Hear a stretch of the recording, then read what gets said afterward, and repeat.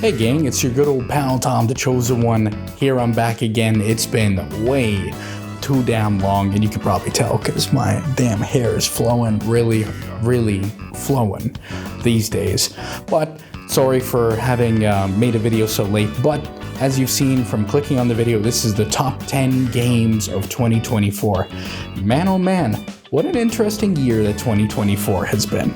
To start off, gang, I want to apologize once again for the delay between the last video and this one. I'm just gonna say that some crazy ass shish happened in my life that completely destroyed the amount of free time that I had available, but that will soon be detailed in the update video that I'll do after this one. Going back to gaming, I would say that while 2024 was a bit of the softer year, for the most part it was pretty solid, but by the end, as the wrestler Sheamus would say, it was banger after banger after banger after banger, and left me with plenty to enjoy.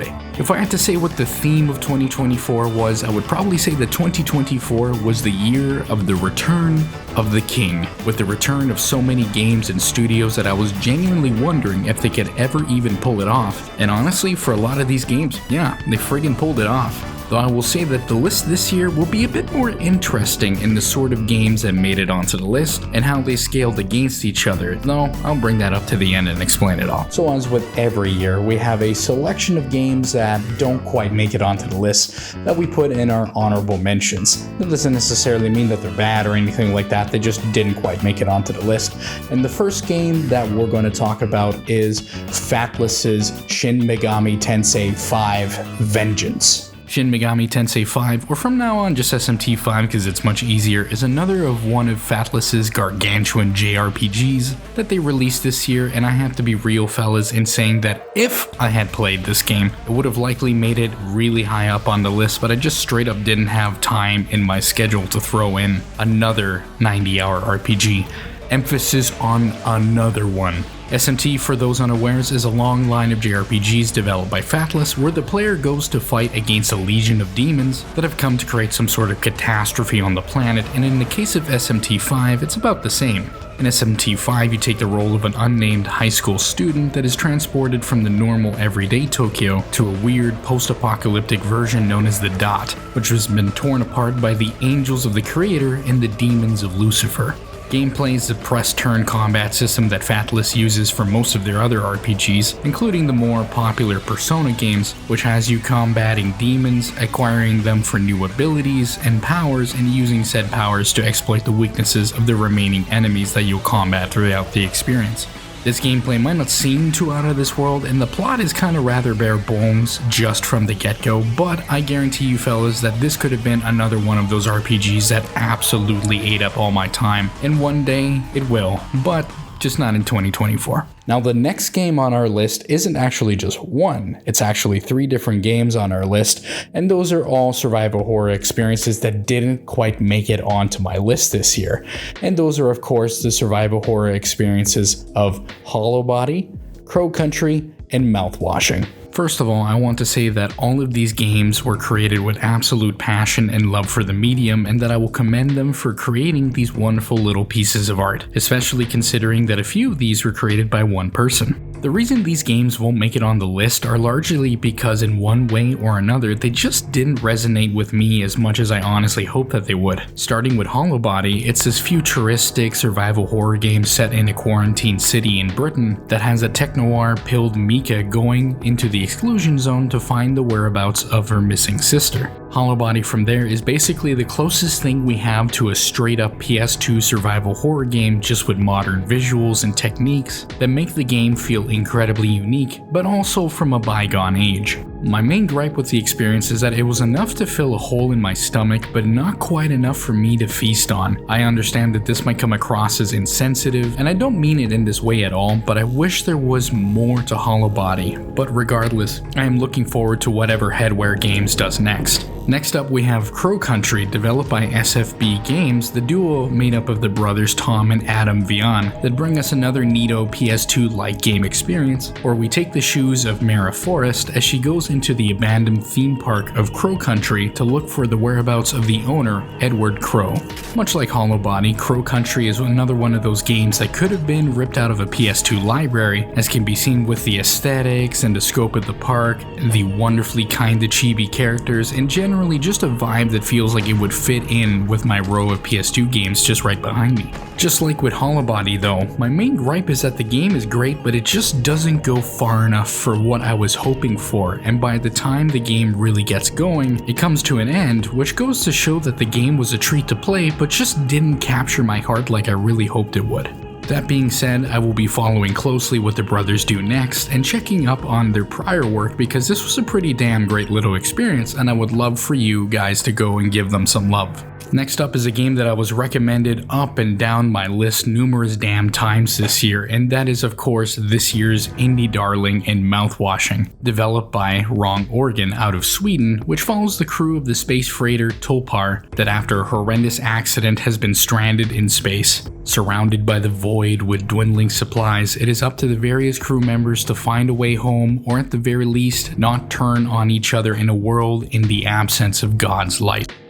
Mouthwashing I would describe as a first-person narrative horror game in the sense that it's less about combating different spooks and running from goopy enemies, and more about indulging the mind in a slow descent into madness. As the food starts to dwindle and the hope starts to fade, all made worse by the pained noises of the former captain's stumpy corpus. Now, with mouthwashing, there's two big issues that I have with the game, and that is that, for one, I'm typically not the sort of guy that really enjoys combatless horror games, in the sense that I typically like it when a game provides me with the dilemma of whether or not it is wise to confront this enemy. Mouthwashing in this case barely has any combat at all, except for one sequence and barely any enemies apart from 2 or 3 sections where it's really obvious what you're supposed to do, and it just really didn't do anything for me. The other gripe, and this one is going to get my ass burned by a lot of people, is that I didn't really think the narrative was anything that crazy to write home about, and it irks me that I feel this way, but that's just honestly how I felt about mouthwashing. That's not to say that the game is written poorly, because it's the contrary. It's written quite well with interesting and complex characters that tackle some heavy, but they are themes that I guess I kinda saw coming, and it didn't really come as shocking as I thought they were gonna be. Needless to say, fellas, though, if you took a lot out of mouthwashing, then don't let my disappointment take that away from you. It could just be that that game resonated way more with you guys than it did with me, and that's freaking cool. I honestly wish I could have had that experience. And as well, I will reiterate for the third time that please absolutely go out and support Wrong Organ so that he can continue creating more of these oddball, disturbing experiences for all of us to enjoy. Ooh, we finally got those goddamn games out of the list, and now that I have that out of my chest, there is one more game to talk about, and that is, of course, Fantasian Neo Dimension, developed by Mistwalker out of Japan. Fantasian is the latest release of those weird-ass games from Mistwalker, which is a studio founded by Final Fantasy legend Hironobu Sakaguchi, to basically get away from Square Enix and make something else other than endless Final Fantasy games. And what he created are sort of lauded as overlooked gems of the genre, like with Blue Dragon, and more importantly, my beloved Lost Odyssey. What makes Fantasian particularly important is that Sakaguchi and longtime collaborator Nobuo Uematsu, who has composed the soundtracks to many of Sakaguchi's classics, believe that this was to be their final project together due to age and health concerns. One thing that I'll say right off the bat is that Fantasian has all of its environments creating and loving dioramas by some of the biggest G's in the tokusatsu industry, creating this almost fairy tale sort of feel to the experience that I really wish I had the chance to play.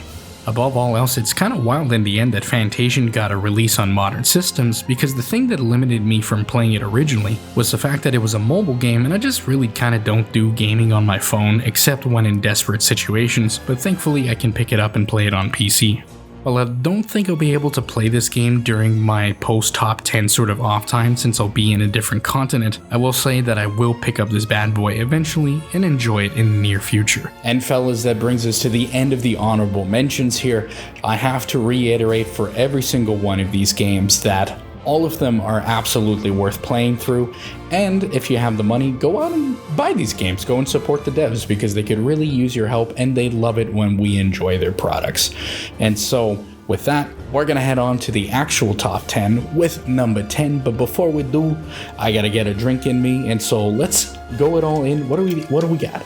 We got a Monster Lewis Hamilton because they don't have a Lawful Evil Max Verstappen one. So let me just go.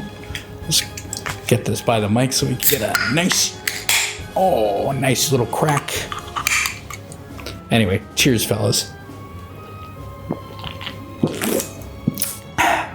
Damn good.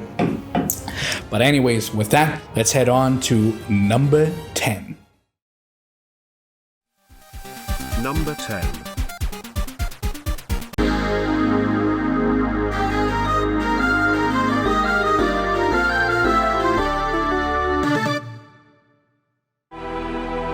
After 10 years of peace,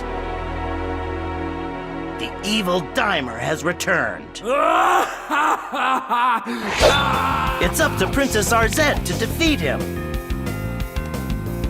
In this new interactive animated adventure, Arzette must explore the... Oh, come on, fellas. If you know anything about me, you know that I have a long and beloved history with not just the Philips CDI Nintendo games, but also the many YouTube poops, or YTPs for short, that spawned off them. As you can clearly see in Arzette Jewel of Faramore, it proudly wears its influences on its sleeve and provides to us a joke game that both pokes the fun at those infamous classics and celebrates them at the same time, as well as the community that has been created over people saying, richer. In Arzette, you play the eponymous Princess Arzette that is tasked with finding all 5 shards of the Jewel of Faramore that has been blown to smithereens, releasing the demon Lord Dimer, with each of his henchmen taking a single piece of the jewel to protect from your hands. So with your trusty sword in hand and your not so trusty companion Dale not on hand, and actually just taking it easy at Faramore Castle, it is up to Princess Arzette to go out into the world and find all 5 shards and reseal an ancient evil into his stinky crystal. Like I said, fellas, if you knew anything about me, you knew this game was gonna be on this damn list. So with it over here, right at number 10, let's go ahead and talk about the gameplay. Arzette from the get-go I would describe as basically taking the side-scroller gameplay of the Zelda CDI games, namely Wand of Gamelon and the Faces of Evil, and basically making sure that they aren't absolutely miserable to play through. Though I will admit that a large chunk of the terrible gameplay with the CDI games had to do with the CDI's awful controllers. Basically what the game entails is going through level to level, defeating enemies, gathering rubies, and using them to purchase better equipment, and throughout the experience, equipping yourself with bigger and better tools to traverse through the environments. You'll use these tools to go back to prior areas and unlock new sections of the map, or even bring it back to one of the game's many NPCs of Faramore Town to trade for other objects, usually ones that have some use to you to traverse into these hard to reach areas. I guess if we're going to use the parlance of our times, then we could call Arzette a Metroidvania of sorts, but honestly that term to me is kind of tired in use, and I'd rather just call Arzette a side-scroller adventure game. Of the enemies that you'll be fighting, most of them are basically small fry stuff that are endemic to the local areas, but every so often you'll come across some of the bosses that have taken hold of the shards of the Jewel of Faramore, and you're gonna have to kick their butt to get it back. As for difficulty, I wouldn't describe Arzette as a particularly difficult game, mostly because it is really lenient in how it deals with its deaths, as in you just start from the beginning of the screen that you left off when you die. The hardest part of the game is not dying, not really in the way that you have to redo everything, but so much so you don't actually have to see that goddamn try again screen that mocks you every time you die. Usually, of course, to the cackling of everyone on the server when I'm streaming this game. So with the gameplay out of the way, I think it's time that we move on over to the narrative, and more specifically the presentation of Arzette, because this is really the part where I enjoyed the game the most. The best part about Arzette is the fact that it so lovingly recreates the entire aesthetic of the CDI games with every single little imperfection thrown in. Whether it be the sprites that literally look like the prior games but replace dollar store high-roll enemies and NPCs with the kingly enemies and NPCs of Faramore, or creating the same weird-ass cutscenes with these crazy characters that are both equally heartwarming and ugly to look at. As a guy that's a bit more astute on the editing and layering of these old cutscenes, it's even wonderful that the cutscenes are recorded on different microphones of varying quality, even the dialogue gets cut off from each other, and there's always with that sort of CDI hang at the end of the cutscene, where there's a still frame that lasts a second or two before going back to the actual video game. There's also tons of Easter eggs and references thrown into many people within the sphere, like getting the voice of Link from the OG CDI games, or taking admissions from the community at large to voice a variety of different characters, my favorite one probably being Vinny Vinesauce voicing a gourmet frog. It's good to be with a fellow member of high society. Indubitably. Would you mind stepping aside? Regrettably, my considerable hunger must be satiated prior to discussing any moving arrangements. Alas, I won't accept commoner food. I require fine dining. Perhaps situated under a forest rock? You understand, Clear as mud.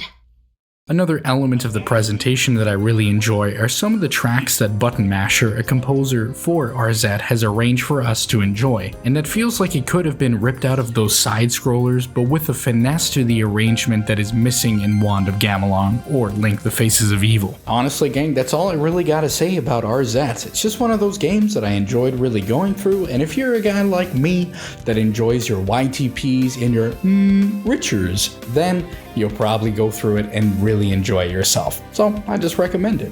I am gonna say that RZ isn't a particularly long game, and for the most part you'll run through it in a few hours, which, as we like to say here in the program, that it's about the overall experience and not necessarily how long the game is, because by the time that I ran through the credits on RZ, I had a full belly and a good smile on my face. RZ, the Jewel of Faramore, can be found on most modern systems, so that's PlayStation 4 and PlayStation 5, Xbox One and Series consoles, the Nintendo Switch, and of course on PC, which the game can be found for around 25 Canadian dollars or about 20 euros, though it seems to be frequently on sale. And so with that, fellas, we gotta leave RZ behind, because man oh man, this is just number 10 and we got 9 more to go. So with that, let's head on over to number 9.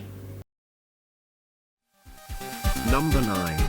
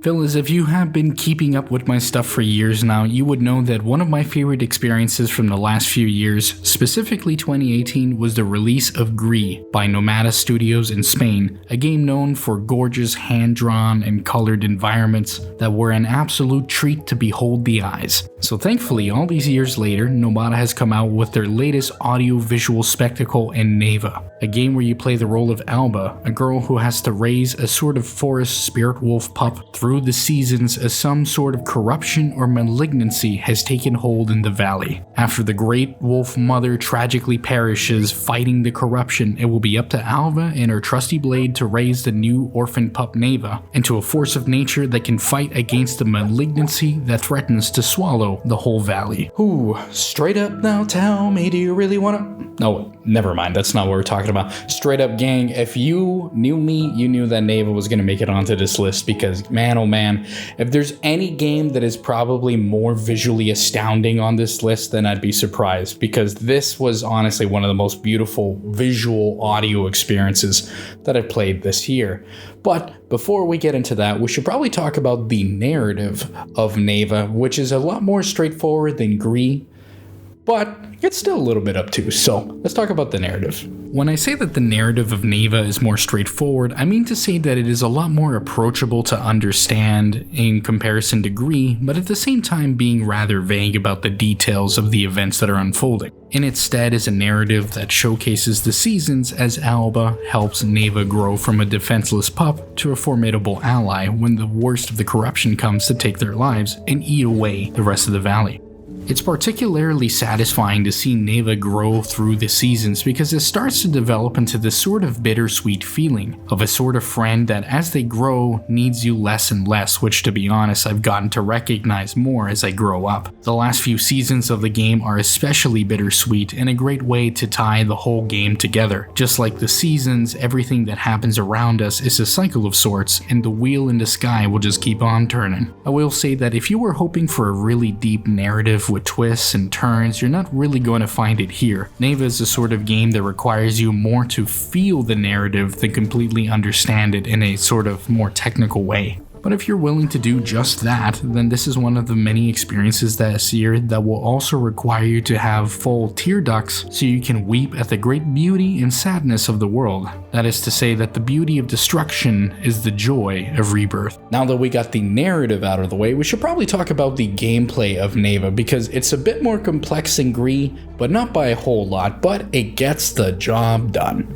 One aspect that Neva has over its predecessor Gree is that in Neva there's actually a bit of combat, since Alba carries a sword with her to fight against the corruption, and later on Neva will join the fray to pin down and attack enemies. Though for those looking for really deep combat systems, you might be barking up the wrong malignant tree, no pun intended, because the focus of the gameplay in Neva isn't the combat, it is merely supplementary to the whole experience. The main focus of the gameplay of Neva instead lies in really basic but sound platforming that will allow you to traverse through the various parts of the level, with each level being split up by the seasons, and as you explore the levels you uncover more of the narrative and the beautiful visuals to be seen.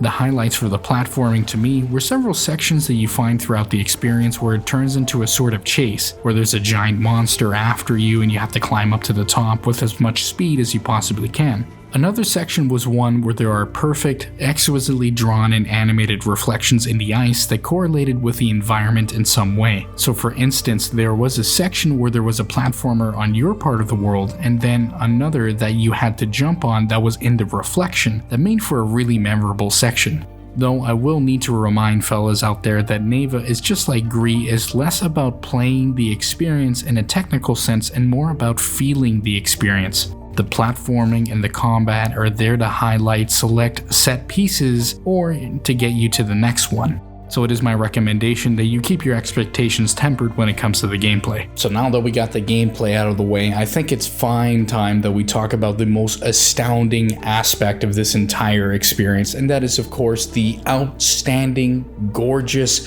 visuals of Neva, accompanied by another incredible soundtrack by Berlinist. As with Gree, the presentation is straight up the reason that these games keep making it onto my top 10 lists, and with good friggin' reason, because oh boy, the presentation in Neva is even more of a step up from Gree. For the fellas out there that aren't aware, I am red-green colorblind, but it's not like a big disability or anything crazy like that. It's just that some reds and greens tend to mix together, to the point that one color or the other takes on the former. So if a green and a red that are shaded very closely, it would be all green or all red to me. Now when it comes to my everyday life, it doesn't really matter that much, and largely in games, even less so, because there's not some other reality that I can compare it to since I was born with. Whatever I have been seeing for the last 30 years, well that's just the reality I live in. Where this comes into perspective with Neva is that the art style, especially the beautiful pastel colors all lovingly created by the game's director Conrad Rose, bring to life this valley in such a way that it almost makes me think like, damn, so this is what people without color blindness are probably seeing. Now I understand that's not actually how red-green color blindness works, but for a game to have such a strong artistic vision that it makes me even wonder what it's like, and at certain times with the breathtaking beauty of it all, make me shed a tear, then you know it really impacted me in a way that most normal experiences haven't been able to do in a visual sense. So what do we pair with the breathtaking visuals? Well, the incredible soundtrack by recurring collaborator Berlinist, of course. The soundtrack for Neva is one of highs and lows, of great beauty and profound melancholy, only for the weight of the corrupted being to smash that all aside and create magnificent crescendos that is the anthem for the struggle between Alba, Neva, and the corruption.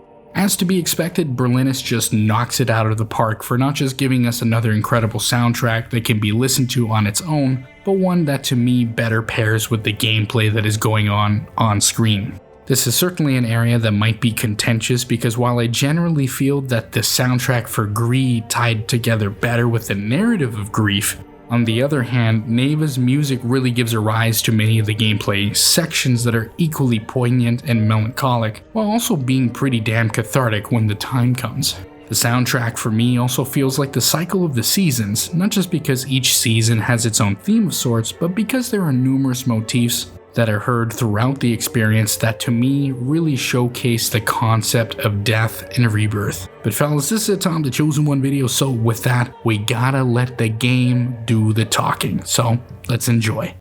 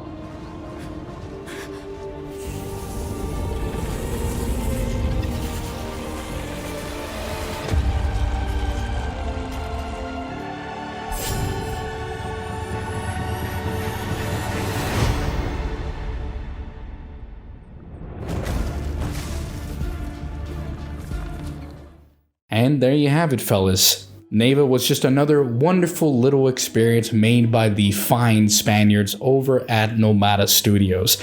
And honestly, just like with Gree, it was a great experience and I can't wait to see what they do next. Gang, if you're looking for an awe-inspiring experience that tugs at the heartstrings just as much as it is a pleasure for the eyes and ears, then you will thoroughly enjoy Neva. My only recommendation going into Neva is to set your expectations of length a little bit lower, since one aspect of the experience that you will feel is the brevity of it all. That's not to say that it is a bad time, on the contrary, the 4 or so hours that you will run in this game will be incredible. Neva will run your wallet about 25 Canadian dollars or around 20 euros for my fine European friends out there, and the game can be found on all modern consoles for you to enjoy. So now with Neva out of the way, we gotta turn our gaze over to the other games on this list, and man, oh man, there are some greats on this list. So let's get on to number 8. Number 8. We knew this was going to be a limited action, Nadia. Not a suicide mission. I remember. But I'm not a soldier, and I'm not a scientist.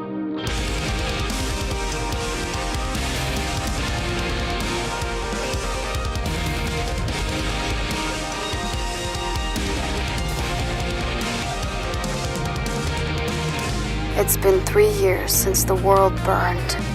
It was Argus, the Watchman system given control of the Solar Defense Force.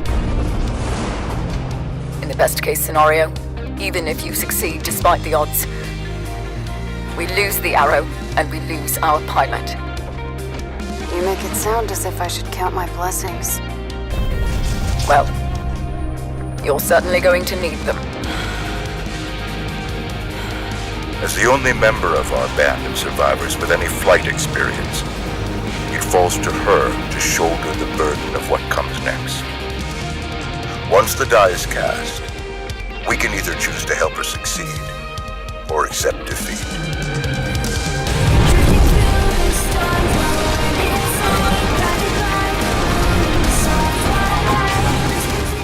Ooh boy, fellas. It's finally time to get some mecha manime inspired content on this damn video, and man oh man, what a way to start with none other than Rogue Flight, developed by Truant Pixel.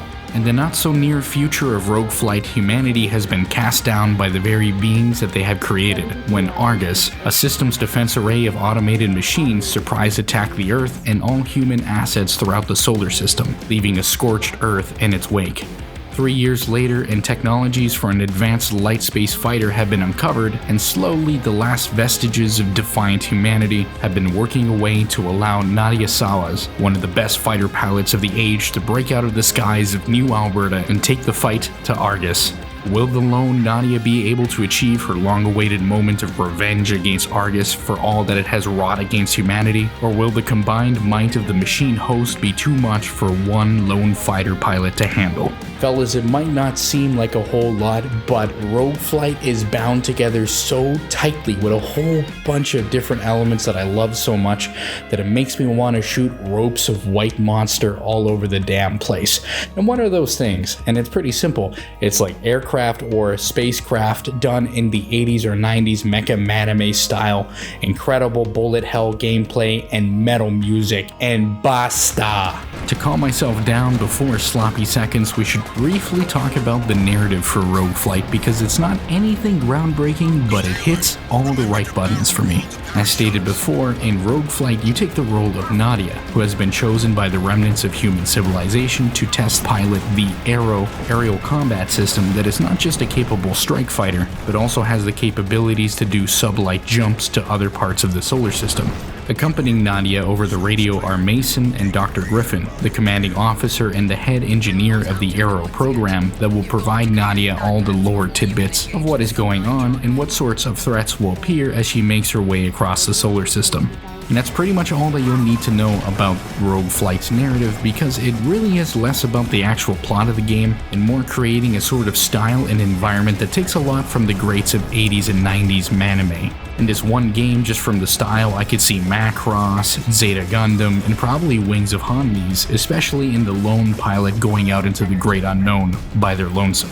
Personally, it was enough to fill my stomach with all the influences and motifs, but this is one of those experiences that when the credits rolled, I craved more of this world, its style, and all the things that could happen within it, but here's hoping that they'll do more in the future. Putting the narrative of Rogue Flight aside, we should probably talk about the gameplay elements of Rogue Flight, and it does some interesting things using the rogue light elements that the genre is known for to make it different than their other rogue elements. Fellas, I'll be the first to admit that I'm not actually a big fan of roguelikes and the style of gameplay that those games typically come in. And for those that are unaware, roguelike basically has you go so far in a certain run, and then if you die, you basically start at the beginning, and then you use those ideas that you gathered along the way to get further along in the game. Now personally, it's not the having to go all the way back to the start and then play that from the beginning that typically irks me, but that most roguelikes don't have the narrative elements for me to really want to go through the game over and over and over again, so I typically tend to skip these.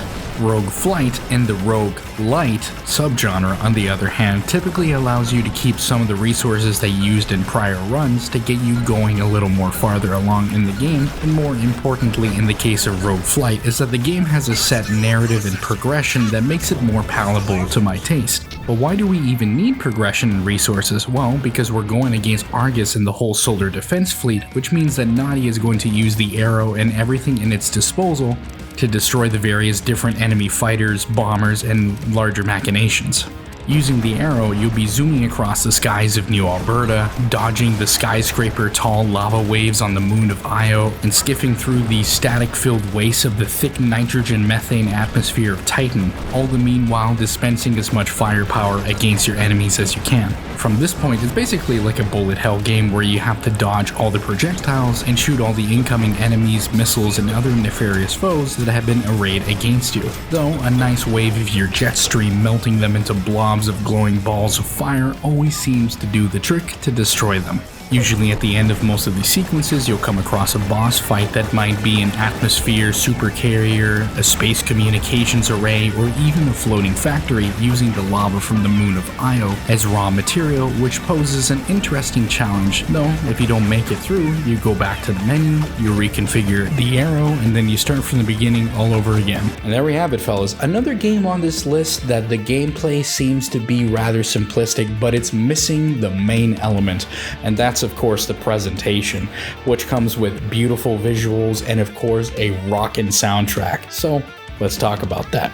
Just like with Neva before it, and with other games down the list, the presentation is one that made Rogue Flight make it onto this damn list, and man oh man, it's just so many different aspects that I love about 80s and 90s manime, specifically mecha manime, that for those that aren't aware, isn't necessarily just mecha stuff. You could throw in even Star Wars and other like technical space fighter stuff into that umbrella of a genre. Starting with the visuals, everything from the arrow itself, to Nadia's appearance, to the Metal Gear style speech boxes for Mason and Dr. Griffin, and a dozen other tiny little details showcase to me that the fellas at Truant Pixel love the same kind of manime that I love. And it's not just the art of the arrow or Nadia, but also all the effects that are used throughout the gameplay, like the absolute barrages of missile spam, or pulling a tail drift that will cause a jet stream wave to annihilate foes throughout the screen, having them blow up into tiny little diamond explosions that you have seen in so many animated programs. Another small touch that I really enjoy is the status box for Nadia on the bottom right of the corner that has her looking at whatever you're pointing the cursor to, and when it's a bullet hell game like this one, her head is going around like a ping pong ball all over the place, and that to me is a nice little touch to show just how skilled she is as a pilot. Then you have to add in the incredible blood-pumping soundtrack done by the dastardly duo of Fat Bard, the sound design and music collaboration between Patrick Crecelius and Zach Fendelman out of St. Louis, that really wraps this whole experience into a bow that's attached, onto a missile, of course. Fat Bard has created the tracks for every aspect of the experience, whether it be feeling the riffs going through your bloodstream as you break out of the skies of New Alberta, or the electric arpeggios of going face to face with an entire floating factory, constantly releasing enemy drones to the beat of the drums and you shooting the Gatling guns back at the speed of the riffs. Hell, they even got Itoki Hana, a J-pop artist, to do the lyrics to a song that serves as Rogue Flight's OP, and believe me fellas, it fits right up there with the other great 80s and 90s OPs like with Zeta Gundam's second OP, or Stardust Memories Men of Destiny OP, which also gets me to spill White Monster all over the place. And just like with Neva, and before you complain, there's only gonna be maybe a few more of these montages down the way, but regardless, how about we let the game do the friggin' talking? So let's go.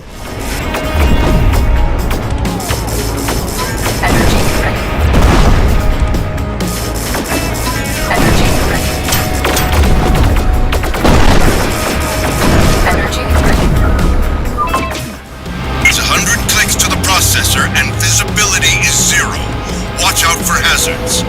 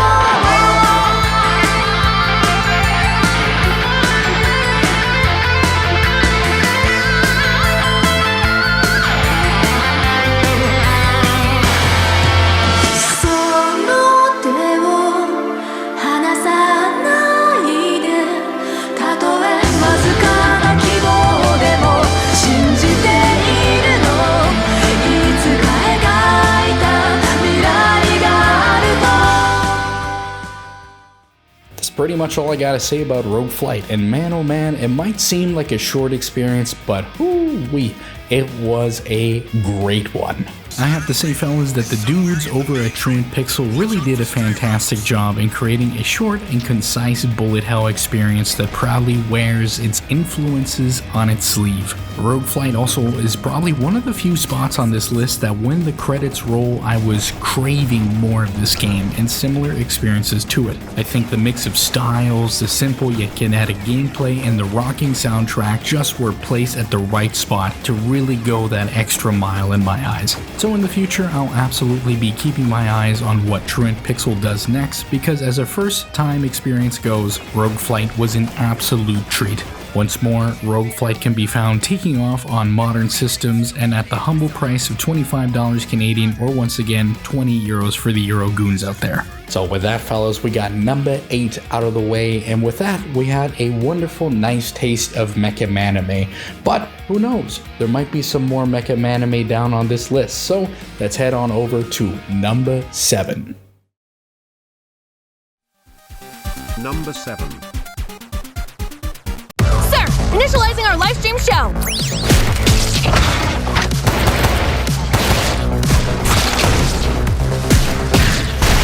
A 1,000 bullets.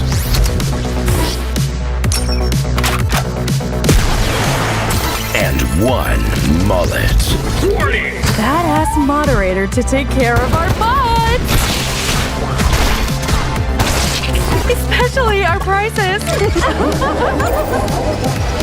Destroy these damn robots!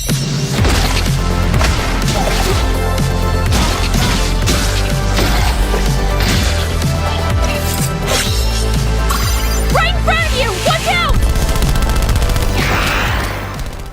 Hey, it seems that we finally got around to a classic boomer shooter, and as well as the only boomer shooter on this list in 2024. And we are of course talking about Mullet Mad Jack, developed by Hammer 95 out of Brazil. In Mullet Mad Jack, you play the titular Mad Jack that on a whim in the not so distant future has been tasked with saving the influencer princess from the clutches of some nefarious robo-billionaires. All to save the babe? Or maybe to get some of the cash that these robocoglioni have? Or hell, it's actually all just for some sweet ass new kicks.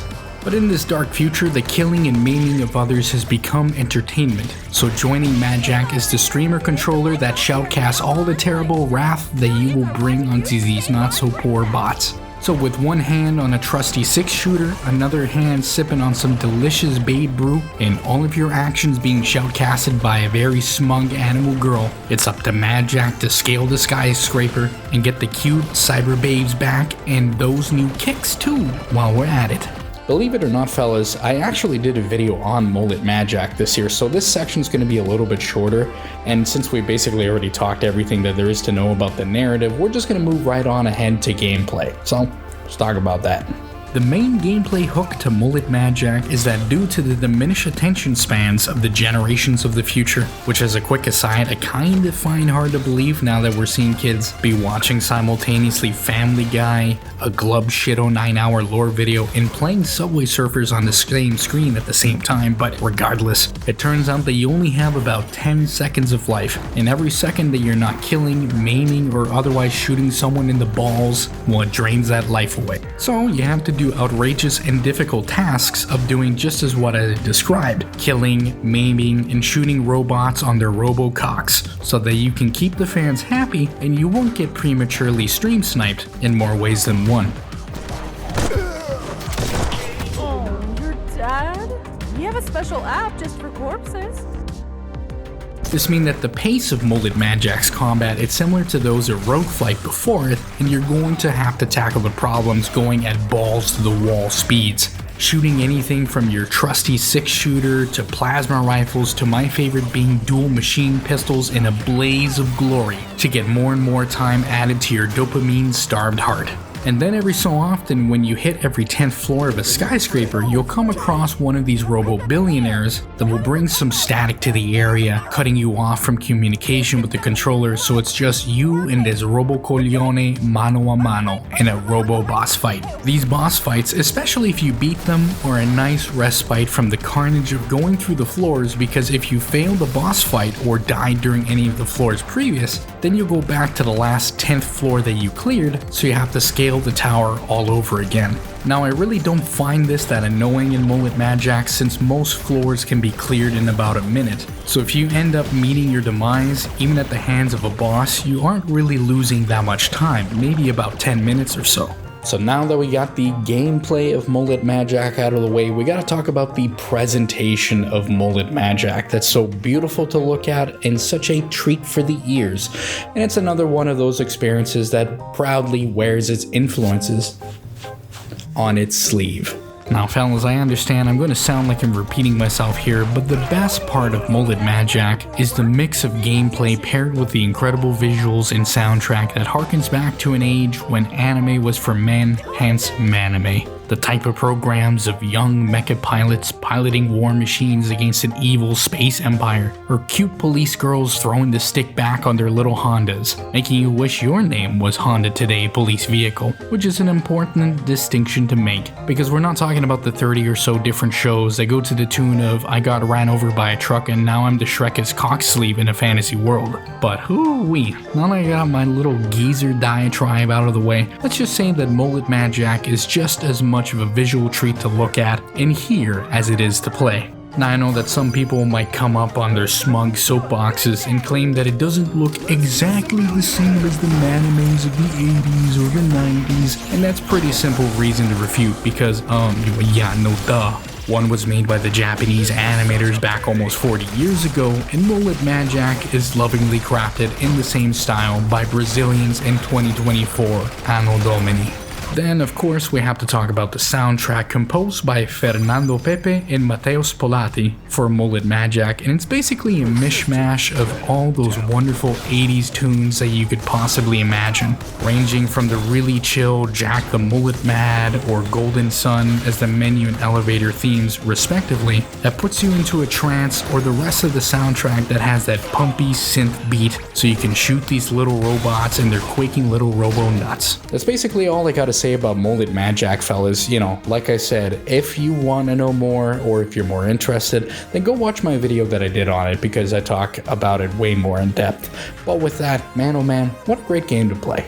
And just like the last few games on this list, one aspect you might notice is the brevity of these experiences, and Mullet Majak is no different, with me having finished it in around 5 hours or so, and that's with me going back and re-recording some stuff. Currently, unlike the other experiences though, Mullet Majak is only available on PC, where you can find it for the price of, once again, 25 Canadian dollars. And ooh, can you guys guess it? Can you guess it? Oh yeah, that's right, you guessed it, 20 euros, which I think is a fair price for all of these games for the kind of experiences that they provide, and in order to support our beloved indie devs. So now that we've left Mullet Majak behind, it's time for us to pierce the veil and take a look and a gander to see what is coming up on this list, because man oh man, it's pretty cool.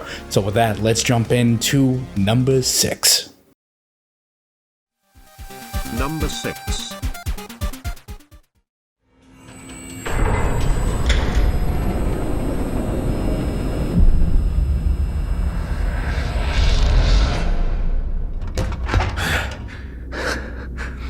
Скіфе, радий тебе бачити, друже. Валимо звідси.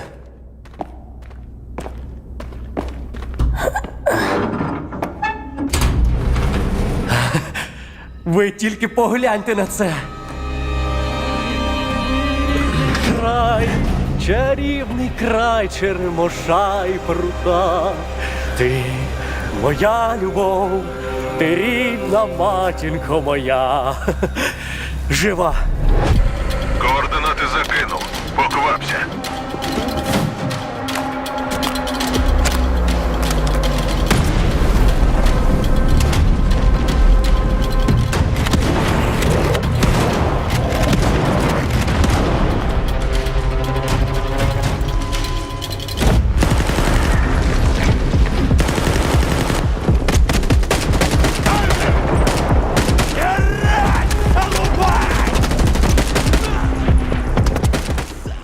fellas, before I even start talking about Stalker 2, I just want to say how genuinely incredible it is that we actually even got the game at all. Between having to carry the mantle of an incredible legacy with the original game and its expansions, and the Sisyphean effort to develop and release a game when your nation and some of your dev staff is at war, leaves me genuinely speechless. The part that even surprised me is that at the end of all this, we actually got a really damn good game out of it, and to be honest, gang, while I thought the game would have been fine, I was firmly under the camp that the first game is kind of just a lightning in a bottle and couldn't be replicated.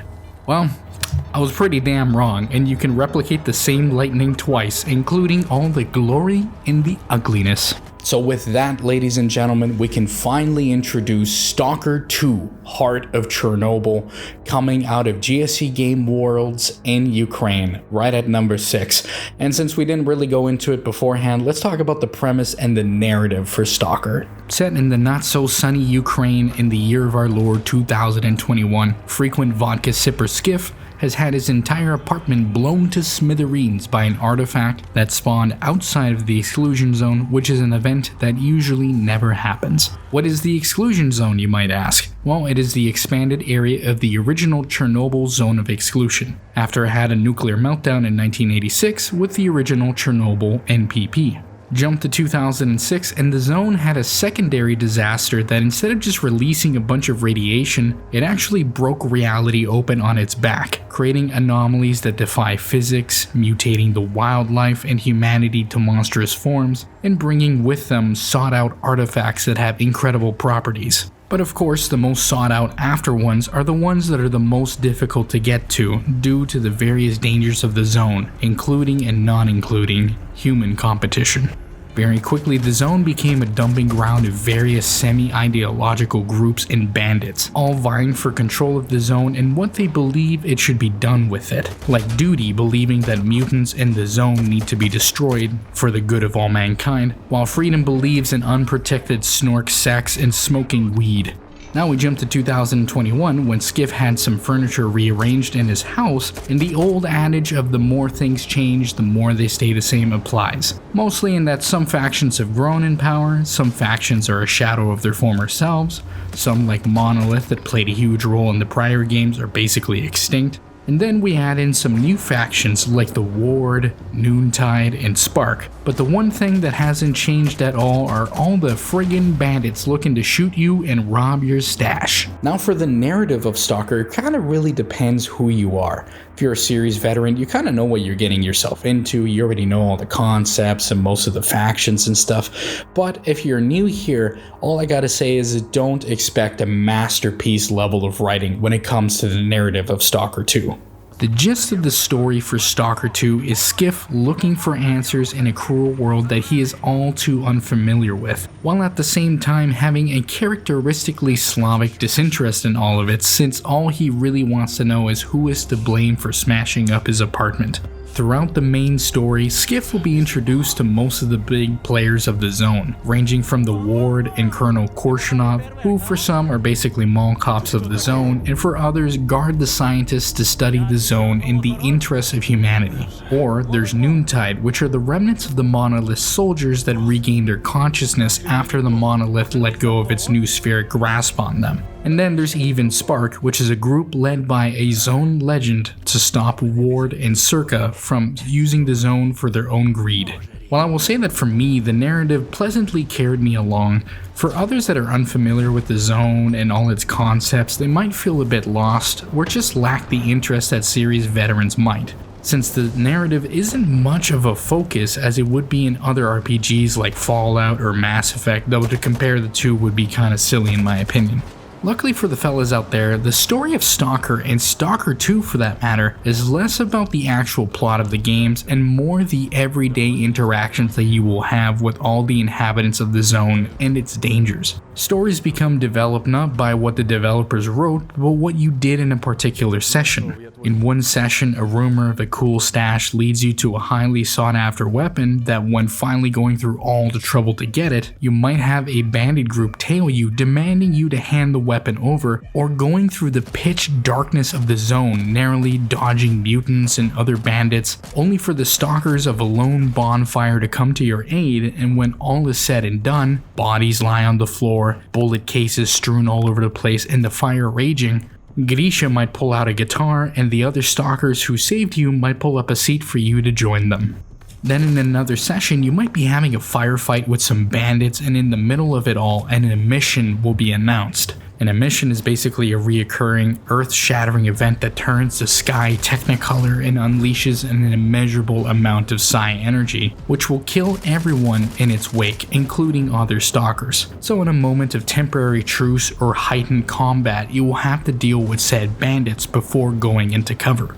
It's with these little stories that allow us to understand that the greatest character and storyteller of this Stalker franchise is really the zone itself. From the lowliest mutated dog to the other stalkers surrounding a lit oil drum, and going all the way up to the anomalies and blowouts, creating both an unnatural beauty and a mystique to all of it. So my recommendation for all is to once more feel the game. Feel the environment that you find yourself in, and just let it take you on a ride instead of you trying to find the plot and the characters and the narrative and yada yada yada. Just let the game do the talking, keep going through it, and let it feel how it is. And now that's all I have to say about the so-called narrative for Stalker 2, and with that we should probably head on over to the gallivanting gameplay of Stalker 2. So let's talk some gameplay. To condense the Stalker experience down for those that aren't aware, Stalker is pretty much an open world sandbox where you go through various parts of the zone, completing quests and different jobs for different people, while trying to maintain all your resources as if it was a survival game with even water and hunger getting into effect. Typically I don't care for these sorts of mechanics, but Stalker does it in such a way where, you know fellas, that early part of Fallout games where you're always going through weapons and always scrounging for ammo and every firefight is never a sure thing? Well, Stalker is like that, but it's the whole damn game. But unlike Fallout or other RPGs, Stalker doesn't have levels or different skills for you to invest in. The way that you get better in combat is not just through the knowledge of what to do during encounters or how to go about killing your enemies, but by also upgrading your equipment. It might not seem like much, but you'll work hard to replace your double-barrel shotgun with a pump action that holds more than 2 rounds, which is a huge upgrade when you're in the middle of a firefight and starting to panic. You'll then take that pump action shotgun and chamber it for slugs so you can blast targets near and far, and suddenly you'll be doing much better in firefights. Another example is the sort of attachments that you can equip on your weapons that, just like in real life, are genuine force multipliers. At first that AK doesn't seem like much, but then you get one with a scope and it serves as the closest thing you've seen so far to a sniper rifle. You can also equip and upgrade different armors that provide better protection against the nefarious bandits shooting your ass, or the various mutants eating your ass, just not like that, and the various psychic and physical phenomena that can be encountered with the various anomalies. As for the anomalies, you'll have your trusty bolts that are thankfully infinite in supply that you'll use to trigger the anomaly and make a clear passage through a field of them, so you don't get ripped apart like that poor donk at the beginning of the game. Though fellas, you're going to want to brave these anomaly fields to get to the center of them and find the artifacts that they spawn, either to equip on your own gear that increase and augment some of your resistances, or sell to a vendor for some nice coupons. And with all that knowledge, you'll be ready to brave the zone and ruin your own friggin' life with all the different nasties that can kill you, or ruin your life by finding out what I and others have grown to love with the brutal and wonderfully dreadful gameplay of Stalker. So with that out of the way, I think it's high time that we talk about the presentation of Stalker, because just like the zone, a lot of it's beautiful, a lot of it's kind of dreadful and dreary, and some of it's just straight up ugly. But kind of like with the gameplay and some of the narrative, the more the things change, the more they stay the same.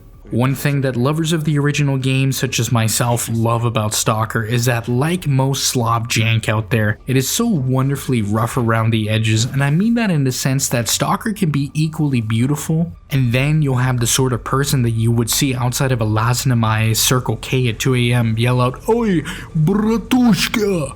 That means to say that the silent desolation of the zone, with its rusted out Soviet-era equipment, fallen leaves, flowing poppy fields, and starkly mysterious anomalies, will be broken up by a loner NPC named Grisha Six Fingers coming up to you and smiling, revealing all the missing teeth and golden caps filling the rest.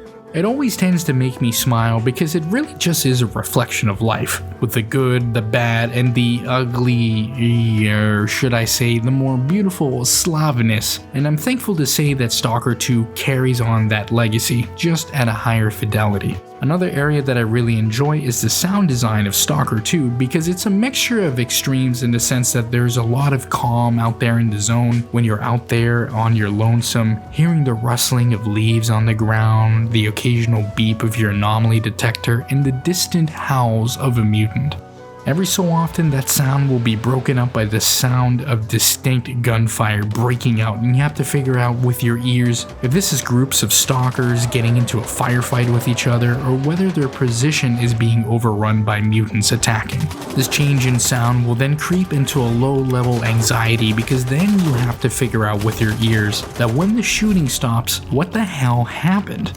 Did the neutral or friendly stalkers win against the bandits, or is there now a recently rearmed group of bandits on the hunt for their next set of victims? Or maybe the mutants overran the position and are now looking for other prey out there in the vastness of the zone. Now add in a profound pitch black darkness swallowing everything that you see, and at that point your ears become the only reliable source of information. This greatly adds to this low level of anxiety, but don't worry, you'll end up loving it as I do. But you'll finally see a glimmer of light in the darkness, and you'll quickly realize that this is one of the settlements of the zone. Finally, a little bit of respite. You enter the town, pull up into the local bar, and strike up a conversation with the barman while the radio is playing some sweet-ass Ukrainian tunes, creating a schmood so wonderfully thick that you could cut it with the same damn knife cutting into that salami stick. Quick aside, but I really do have to hand it to GSC Game World for the inclusion of so many cool Ukrainian bands and artists. Hell, on the radio there are apparently over 440 different songs and from so many different bands that it's uplifting to see a game with such a strong love for its national identity. Hell, one of the bands, DT Ingenietive, I've grown addicted to over the course of compiling my notes and writing this part of the video, and hopefully, when you play Stalker 2, you'll find a band that you'll play on a repeat for years to come, like I have with DT Ingenietive. Also, another quick aside that I need to say, but please, for the love of God, switch the game to Ukrainian voiceover with English subs. There is no good reason that you should ever be playing the game with the weird ass, out of place English voiceover that does not fit the fact that the game is set in goddamn Ukraine. Just put the Ukrainian voice actors, okay? And well, there we have it, fellas. I'm gonna say apologies for making this specific section of the list so damn long, but I had a lot to say about Stalker 2, so sorry for my soapbox. At the end of the day, my friends, I'm just happy that Stalker 2 even came out in a state that, while buggy, as it should be, to be honest, it still came out as a great game and as a story that for me highlights the genuine invincible ingenuity of the Ukrainian people to release a game like this even in a state of war. And that's just one aspect of it, but overall to me this feels like the return of the king, and man oh man does this feel like a worthy king to bow down to and enjoy all that he has to offer for us, even if he is missing a couple of teeth and half the rest of his teeth are just full of golden caps. So if you want to put on your nastiest hoodie, grab a bottle of vodka for the rads and a salami stick for the road, and jump into the world of Stalker 2 Heart of Chernobyl, then you can grab the game on Xbox Series consoles and PC for the price of 80 Canadian dollars or 60 euros, and I think that's a pretty acceptable price, but if you want to get it on the cheap, you can also grab it on Xbox Game Pass. I will say though, fellas, that this is one I had to put down a little bit earlier than I typically do, but I thoroughly enjoyed my time with it and would easily recommend it. Though I had to put it down so I can finish up the rest of the games in the year in a timely manner, but I will be picking up this game after this video is out and continue playing it. So with Stalker 2 out of the way, we're going to the cream of the crop. And man oh man, the top 5 games this year, what an astounding achievement for all of these. So with that, let's head on over to number 5. Number 5. Every good story There's two in one way or another. And I know one you haven't heard of. Dr. Jones. So what I'd like to do is put the guns down. Go ahead. I'll knock your teeth out.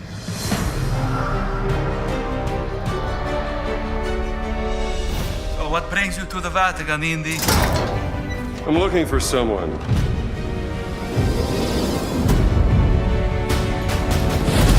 He stole something from me, and I mean to find out why. Right now, I'm looking into the disappearance of my sister. And I believe Emmerich Voss is responsible. So, this great circle, they think it's a conduit of some kind of power, correct? In a move that was completely unexpected and pleasantly surprising, we finally have received the latest swashbuckling archaeological romp of Indiana Jones and an adventure to figure out the mysteries of the Great Circle, developed by Wolfenstein Devs Machine Games out of Sweden. In Indiana Jones and the Great Circle, you of course play the role of Indiana Jones, an infamous archaeologist out of Connecticut's Marshall College, who has done treks around the world to figure out the mysteries of ancient civilizations and to stop them from getting in the hands of nefarious foes, like the occultist elements of the Third Reich. Set between Raiders of the Lost Ark and Last Crusade, Indy will be tasked with figuring out where the hell is his mummified cat when a giant, played by the late Tony Todd, steals it from Marshall College, leading Indy on a mad dash that will take him to the deepest crypts of the Vatican and plundering the tombs of ancient Egypt to figure out just where the hell is the Great Circle. Joined by a charming ragazza by the name of Gina Lombardi that is both equally a useful ally and a pain on Indy's snake-fearing backside. They'll both have to be on the watch out for the fiends from fascist Italy and Nazi Germany that are always one step away from attaining untold power for the Axis conquest of the world. And man, oh man, fellas, I gotta say that while Indiana Jones isn't the biggest thing out there, I really do like the character, the setting of the 1930s, and the sorts of adventures and battles that he gets into. So when the guys at Bethesda showcased the game and showing Indy in his prime in the time period that I really liked, I was like, damn, I'm probably gonna eat this up. And man, oh man, fellas, we ate pretty damn well. So let's talk about the gameplay. First things first, there's a couple of gameplay assumptions that I would have made at the beginning of this game that turns out it's not at all how the game actually plays. And for starters, we'll talk about the perspective that the game is set in, which is the first-person perspective view, like Machine Games' prior Wolfenstein games.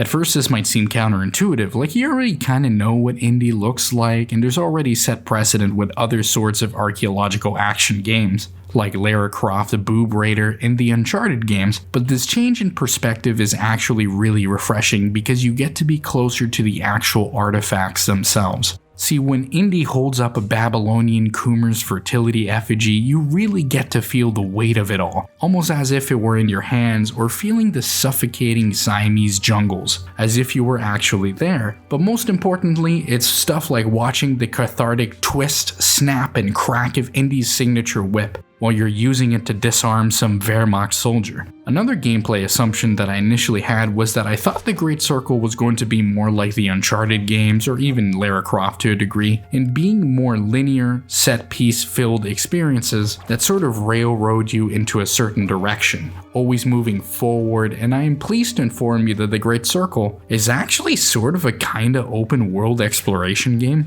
What I mean by that is you'll be placed in numerous hub areas that will have a main quest and several side objectives that are really supplementary but flesh out the world and its various characters.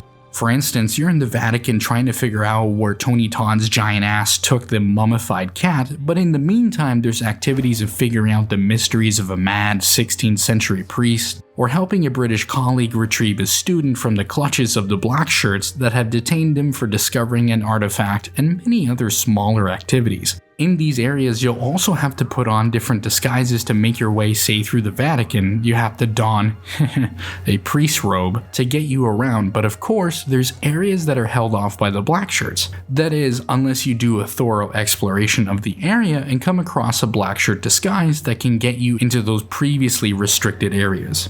Exploring these areas, you'll be able to take photos of cool objects and accumulate adventure points which you can then spend on upgrading Indy, like having more health or stamina, or even allowing Indy's punches to have more impact, because of course you're going to get into a fist fight or two throughout the game. This all culminates in a game where the main experience is to discover these ancient places, their cultures, and people, and see what lies underneath in the darkest of crypts, while you are tailed by both the greatest of allies and the worst of enemies. And honestly fellas, this is something I never really knew I wanted until I actually had it in my hands and I was playing it. And honestly, I am hoping for more. Let's talk about the presentation lightly for a second, and it's not super crazy in Indiana Jones, but it brings that Machine Games level of detail to a lot of items that I really do appreciate. What I particularly enjoyed about the presentation of the Great Circle was just an incredible amount of effort placed into getting the small details right about all the places that you visit and during the time period that you visit them. Seeing the pyramids of Giza crawling around with Wehrmacht soldiers, or wandering the courtyards of the Vatican, while everyday laborers repaint the walls and their fascisti overseers control all the checkpoints, always on the lookout for any would-be intruders that could ruin the Duce's plan, is a treat to behold. But then going away from the occupying forces and just taking in the environments from the serene desert sands of Egypt to the overgrown jungles of Sukhothai, full of secrets, and it just makes me want to get lost in these areas to discover not just the people and their little conversations, but the secrets that they keep from the rest of the world. It's also in the details and all the stuff from the era, whether it be the numerous propaganda posters for the Wehrmacht or the black shirts, every document, box, or piece of equipment with the proper markings of the era, or even just going from locale to locale and enjoying the local grub like grissini in the Vatican or delectable mangosteen fruits in Sukhothai. They also use the classic Indy font whenever you enter a new area that just cements even more where you are, what time place it takes place in, and who you're supposed to be. Which is a nice way to segue into my favorite part of this experience, and that is of course the narrative to this whole adventure, and all the characters and all the story elements that always had me with a big ass tink smile on my face throughout the whole experience. Without sounding like one of those people that just complains about the latest Starfire or Marvel thing, I am very pleased that this latest romp through the life of Indiana Jones was done at his peak instead of being a big geezer like he was in the last movie. Not anything against Harrison Ford, but I think Troy Baker did another fantastic job of using his vocal talents to bring Indy in his prime to life, with all of the interesting little vocal mannerisms and expressions that he gives, which is doubly appreciated when paired with the newcomer to the series, Gina Lombardi. Gina is an Italian journalist on the search for her sister that has been taken hostage by Emmerich Voss, the big baddie of this adventure that has been tasked by the Führer himself to lead the Third Reich's occult division. And since Indy is led in Voss's direction for the mystery of the Great Circle, Indy and Gina reluctantly team up to get to the bottom of things.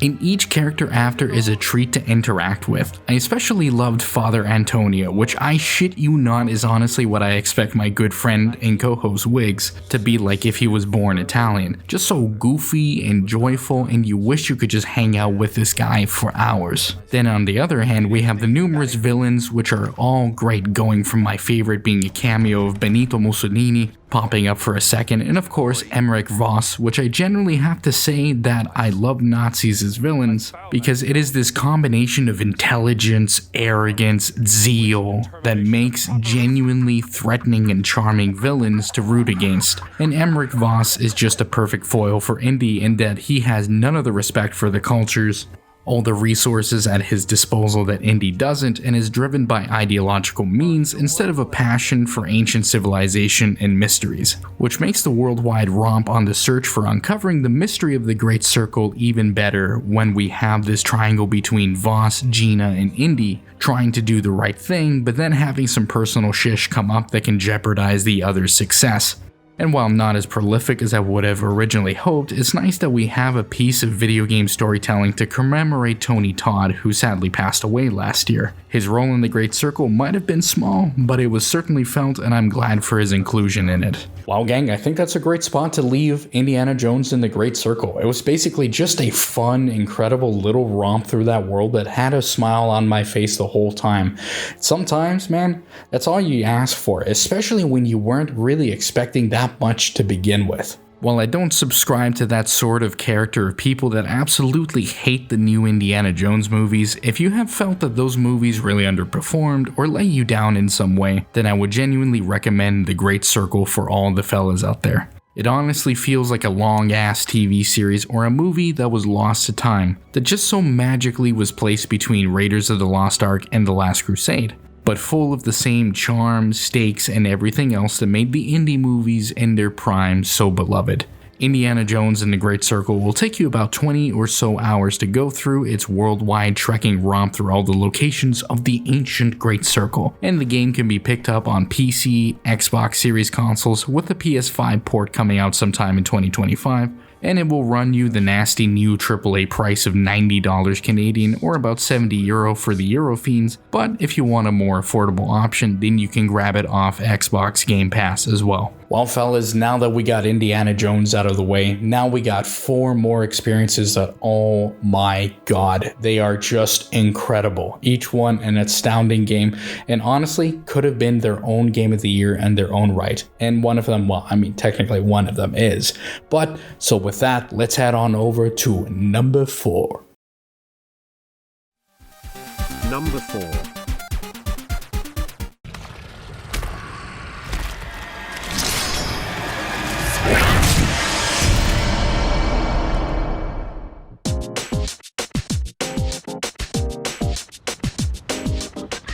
Good morning. Let's begin. Sewing is my life. Last one. Go for it. Now that's what I'm talking about. Moonwalk. Next stop is Iwatodai.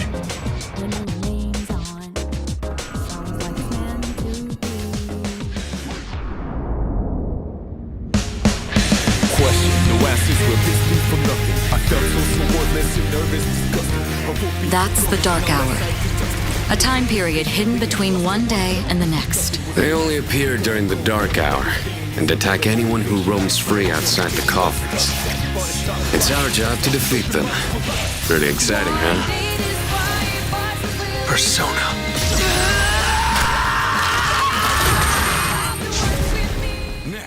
Oh, fellas, if you knew me, if you friggin' knew me, you knew that this game was gonna make it onto the list eventually, and well, here it is. The long-awaited dream game that I always hoped that would come out, and that would be, of course, a full remake from the ground up of Persona 3, which this one is, of course, dubbed Persona 3 Reload. In Persona 3 Reload, now probably just shorten to P3R because it's much simpler, you take the role of a high school student in Tatsumi Port City in Japan that has recently transferred to Gekkoukan High School, but as with every Persona game, something is amiss. Shortly after arriving to the dorm in nearby Iwatodai, mysterious things start to occur, like a mysterious, ghostly kid making you sign a contract, the other students of the dorm kinda giving you a bit of the cold shoulder, and eventually the big one with the realization of the Dark Hour. The Dark Hour is basically a hidden hour that occurs right when midnight strikes that only a select few can even see and experience, while the rest of the population sleeps away peacefully in coffins, unaware of what occurs in the shadows. Those few that brave this hidden hour are awakened to an ability called personas, a reflection of the innermost soul that brings about incredible abilities in combat, which will come in handy because during the Dark Hour, the perversion of human emotions given form known as shadows will come to attack the group.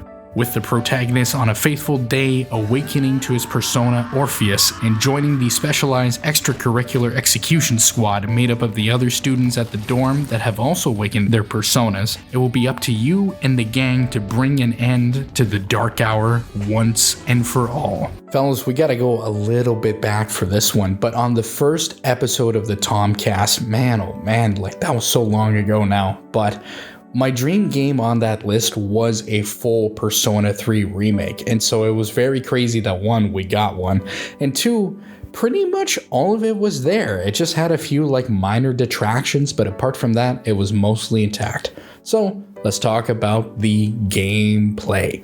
Now fellas, this is probably like the third time that you've heard me talk about a Persona game in my list, but to take it from the top one last time, Persona 3 is a turn-based JRPG, also known as Japanese RPG, that the essence of the experience is time management between everyday activities that you do during the day, such as going to school, hanging out with your friends, doing various activities that will increase your skills, and contrasting that with the combat section of the game, where you have to scale the height of Tartarus, which is Gekukan High School transformed into something else during the Dark Hour. To start off with the sections during the day, you basically would get up to all the everyday shenanigans that you would get up to as a normal high school student. So that includes going to class, taking exams, joining different clubs, and nurturing friendships that you make along the way. These friendships that you nurture, which are known as social links, are formed from a variety of different directions. It could be the other members of C's, such as Yukari, Mitsuru, or Fuka, that have their own benefits in combat, or it could be from people out into the world like the track team coach, a cute girl that you want to hang out with in an MMO, or even something more dire like a writer with a terminal illness. Each one of these social links are linked to one of the major arcanas of the tarot, so there's things like the Lovers, the Tower, the Empress, and so on. And when you progress through the stories in these social links, the level of that specific arcana increases, and with that brings benefits into the combat portion of the game. Jumping towards Tartarus, this is where the majority of the combat of the game takes place, where you, your teammates, and their personas will do battle against the nefarious shadows that seek to consume the souls of humanity. Your own team is made up of different weapons and personas that have different strengths and weaknesses, which in turn are reflected in the shadows, so you have to bring the composition of allies that will better do a job against the shadows. The big difference between you and the others is that you have the ability to go to the Velvet Room, and with the help of Igor and his assistant Elizabeth, you can actually fuse new personas by sacrificing 2 or more of the personas that you currently have with you to create a new one. Though you lose these old personas, you receive a much more powerful persona that actually receives some of the previous powers and abilities that the old ones had, which greatly increases the usefulness of the new persona. Now, where the social aspect of the game comes in is that in every single persona is tied to one of the major arcana of the tarot. And the farther that you progress in the social links, the more extra experience will be gained when you fuse a new persona of that arcana, ultimately leading to the point that if you complete the social link, you'll have access to the most powerful persona of that arcana. What this ends up creating, just like with each Persona game before it, is an incredibly addicting gameplay style that has you constantly thinking in your mind, oh come on man, just one more day. I need to do just one more day of going through this social link so I can fuse this persona and then beat the big baddie on this certain floor of Tartarus. And after that is all said and done, 7 hours have gone by in a flash. Now that we got the gameplay of Persona out of the way, we should probably touch on one of the elements that always seems to be one of my favorite elements in any Persona game, and that is of course the presentation, which is just the beautiful visuals, the motifs that they use, the use of color, and of course an incredible soundtrack that will have me listening to it day after day after day after I'm playing through it. Fellas, the Persona games are games that I can definitively point to and say, holy hell man, these games have friggin' style, because every aspect of the presentation, from the visuals to the music, have a unified style that sets them apart from not just other Persona titles, but other games in general. With the more visual aspect of Persona 3, there's immediately several motifs that we can use throughout the game, and most important of which are the color blue and recurring imagery of water, which is fitting since the game takes place mostly on Tatsumi Port Island, but creates these visuals of serenity and tranquility. Persona 5 had a very reactive sort of pop-punk sort of look for all the menus in the UI, so instead P3R has a more smooth, chill, and tranquil menu motifs of flowing waters and bubbles, almost as if you were just drifting away underwater looking towards the sun. thinking about it now, it really has me want to be immersed in some water at the moment, but that's probably some sort of subconscious thing because I spent a good chunk of time lately in a hot tub. But regardless, I really do love the motifs of water and the use of the color blue throughout the experience.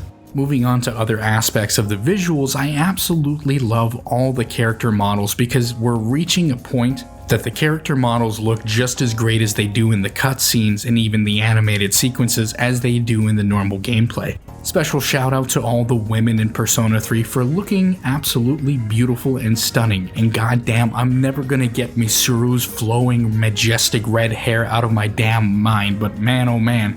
The game being a remake does come with its changes though, and the most obvious ones for those that have played the originals is that most of the voiceover staff has been changed, but like all things in life, it's a mixed bag. Some of the voice actors aren't as good as their OG counterparts, and some of them are better than the previous ones, but not to put anyone down, I'm not going to start naming names. But in general, and clearly in my opinion, you kind of get used to the new voices, and they do a great job in the most important scenes anyways.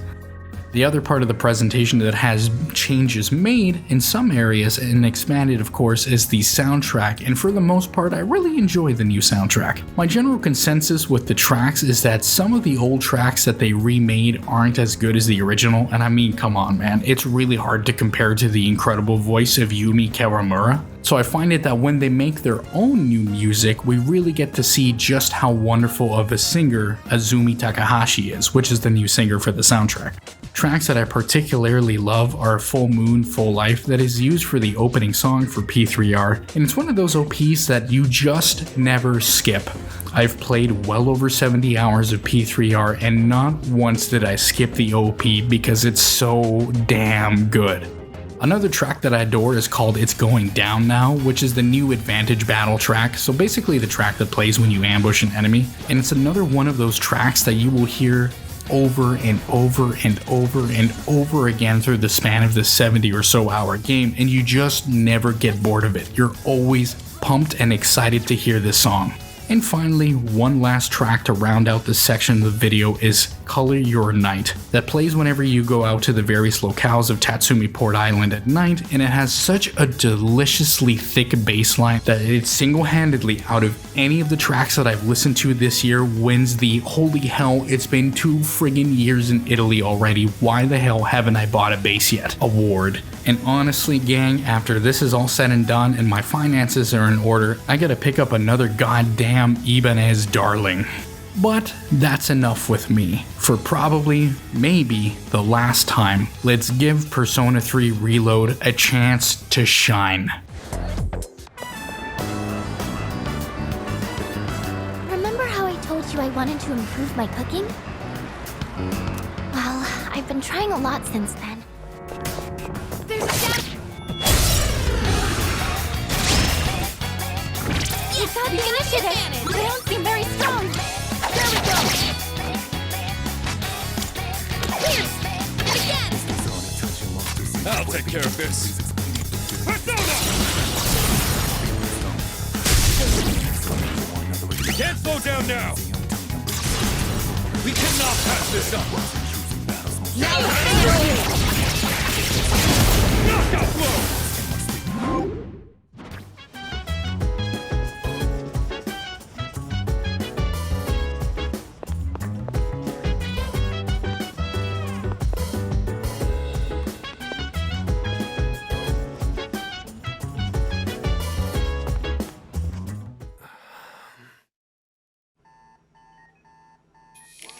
It's here. Wait.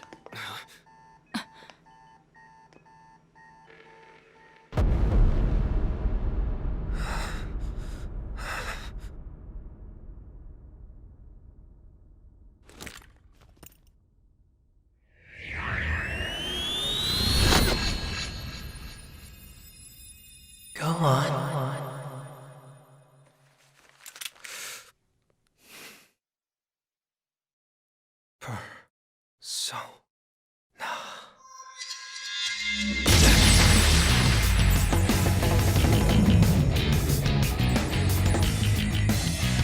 I am thou. Thou art I. From the sea of thy soul I come. I am Orpheus, master of strings.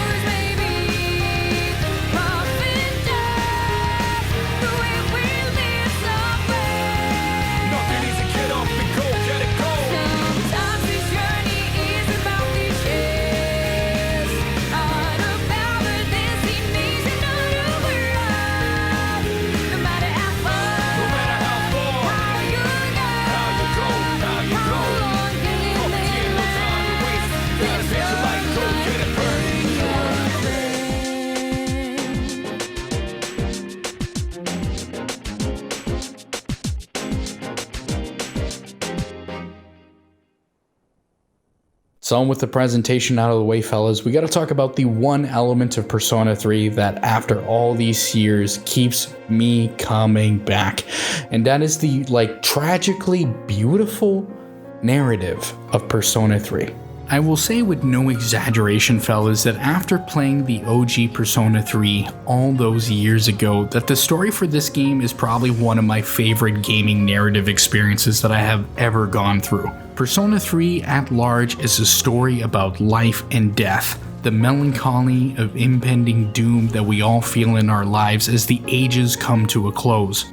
How some of us feel more alive and closer to our true self the closer we are to death, and how loss and tragedy can be the catalyst for inspiring change in life. A renewed determination to live life to its fullest. Meet every single day with the satisfaction that if it were the last day that we are on this earth, that it would be a great one. And while death itself might not be central to every little subplot in Persona 3, the concept of an ending and with it the chance for new life to spring is central to all the different stories in Persona 3. Whether it be with some of the tragedies that every single member of the team deals with throughout the game, or as simple as people change and with every door closing, there's another one that opens. But it's having such a strong central cast of characters that makes the experiences so memorable. Having to go through and see in details the struggles that Junpei, Yukari, Fuka, Akihiko, Mitsuru, and the others go through in their fight to end the Dark Hour for all humanity is a deeply touching, tragic, and at many times beautiful narrative to experience. And to see it with the new enhancements in visuals and cinematic style gives it the proper justice that such a great narrative deserves in this day and age. This is without a doubt one of the few experiences this year that by the end of it I was genuinely left in tears, and it made me thankful for all the people that I have in my life that joined me in this goofy adventure that I call, the journey through life. Though I will say that I am the sort of sensitive guy, so I kind of, your mileage may vary, but I'm a kind of crybaby, so your tear ducts may vary. So that's basically what I gotta say with Persona 3, and man, oh man, what a goddamn great experience it is, and it always will be. I'm always gonna love Persona 3, but some of you are probably wondering, hey, Tom, why isn't this number 1? So let's talk about the placement of this game on this list just very quickly. Gentlemen, I assure you all that if Persona 3 Reload came out in any other year, that it would have easily been the game of the year just for the sort of experience that it brings to the table. But I must say that as much as P3 is one of my favorite narrative experiences in gaming, It's also one that I've just gone through before. It's not that having replayed it again the story is diminished, but more that the subsequent games to come in this list are all for me more important triumphs for studios or properties that I hold dear, and seeing them on the whole succeed makes it a more incredible story than an incredible story I've already experienced over and over before. That's not to say that Persona 3 Reload, especially if it is your first time playing Persona 3 or even a Persona game in general, is a bad place to start, because it's honestly one of the best places to get into this series and perhaps JRPGs on the whole. So if you want to play a game that you will remember for years to come, then I cannot stressfully recommend enough for you fellas to go out and give Persona 3 Reload a try.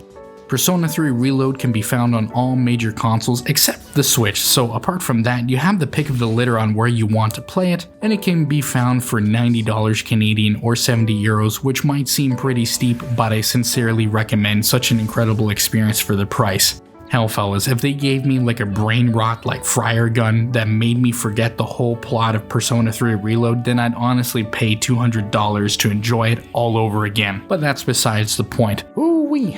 That's the end of Persona 3 there, and man oh man, just what a great experience. But we gotta leave that behind and we gotta talk about the top 3 games on this list, and man oh man, there's gonna be some games that are gonna surprise and delight you, my friends.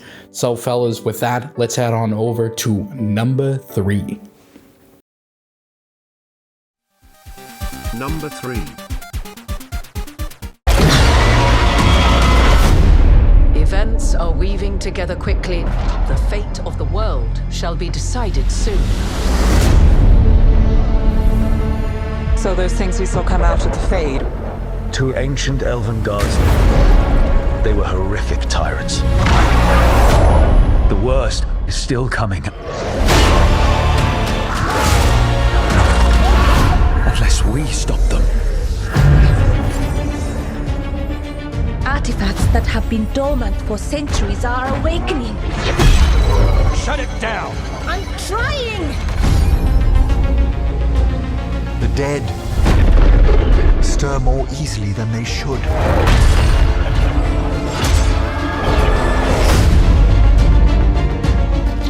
There! It's been feeding on the blight!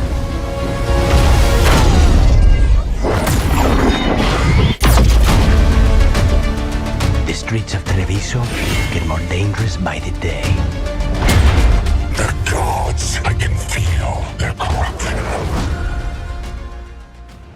And this is the part where everyone's gonna click off the video if they haven't done that already, because somehow even a friggin' Persona 3 remake didn't get past the ever infamous and hotly contested Dragon Age: The Veilguard, developed by my Albertan homeboys in BioWare. Latest in the Dragon Age series by a Steam RPG studio from Edmonton, Canada, comes Veilguard. Set a decade after the events of Dragon Age Inquisition, you play the role of Rook, who is tasked by the series' regular Varric Tethris to stop Solus from tearing down the veil between reality and the dream world of the Fade for his own purposes. In sabotaging his ritual to tear down the veil, Solus has accidentally released Algernon and Gillinane, 2 of the ancient elven gods known as the Evanuris, who bring about the 6th Blight and hope to bring all of Thedas under their yoke, and with Solus, also known as the Dread Wolf, locked in the prison that he made for them. It is up to Rook to find a way to stop these ancient gods once and for all. Ooh-wee, yeah. Not beating the Tom the Woke One allegations with this one, but hopefully you fellas are more accepting of this sort of stuff and you'll actually allow me to explain why I enjoyed Veilguard so much, because man oh man, I can see why a lot of people would hate it or why a lot of people might not like it, but I really did enjoy it. So let's get into why. Starting off with the gameplay of Veilguard, it's once again going for the Dragon Age classic of reinventing how the damn series plays every single time, and this time around they went for a more action RPG approach that some have likened towards the recent God of War reboot, but with more RPG mechanics. From the get-go, you create your Rook from a variety of different races, choosing between humans, elves, dwarves, and the Kunari, which you will follow that up with some choices on what your starting faction is going to be, such as the Antivan Crows, which are a shadow band of assassins that keep the peace in the city of Treviso, or my favorite being the Morn Watch of Navarra, that forever take care of the dead in their grand necropolis.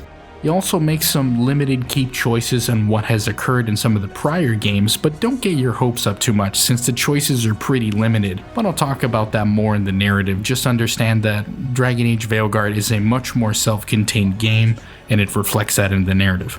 And finally, you'll choose between the 3 ever-present classes of Warrior, Rogue, and Mage that each have their own subclasses, abilities, and powers to use in the middle of combat, which this time around is much more focused around player finesse instead of making the most out of min-maxed builds. Combat is basically like most action RPGs in that you have light and heavy attacks, which you then follow that up with ranged attacks, which in all 3 they have different types of damage to go through different types of armor. For instance, enemies will have health, magical barriers, armor, and other types of fortification that you will need to use the right combos and attack types to munch through. So you'll slam them with your shield Captain America style to whittle that barrier away, then clear the gap with some heavy attacks to destroy the armor, and then finish them off with a flurry of light attacks to fell the nefarious foe that you're dealing with. Then there are powers that you and the rest of the Veilguard have that are what they call, if I remember correctly, chargers and detonators, in that one character sets up a type of attack and then another character can detonate a sort of combo for massive amounts of damage, and that's always an awesome spectacle to see. Now to move briefly to some of the choice and consequence, or should I say perhaps the lack of choice and consequence, I will say that if you are coming into this game with the idea that it is a lot like a lot of the other BioWare games where you can replay it over and over and over again with different results, then I'm going to say you might be disappointed. The game is a lot more linear than those other titles with fewer meaningful choices along the way, but I will say that of the choices that they bring in, they're actually quite meaningful and change the nature of the narrative and the characters that you bring along for the journey, but I'll leave that a little bit later.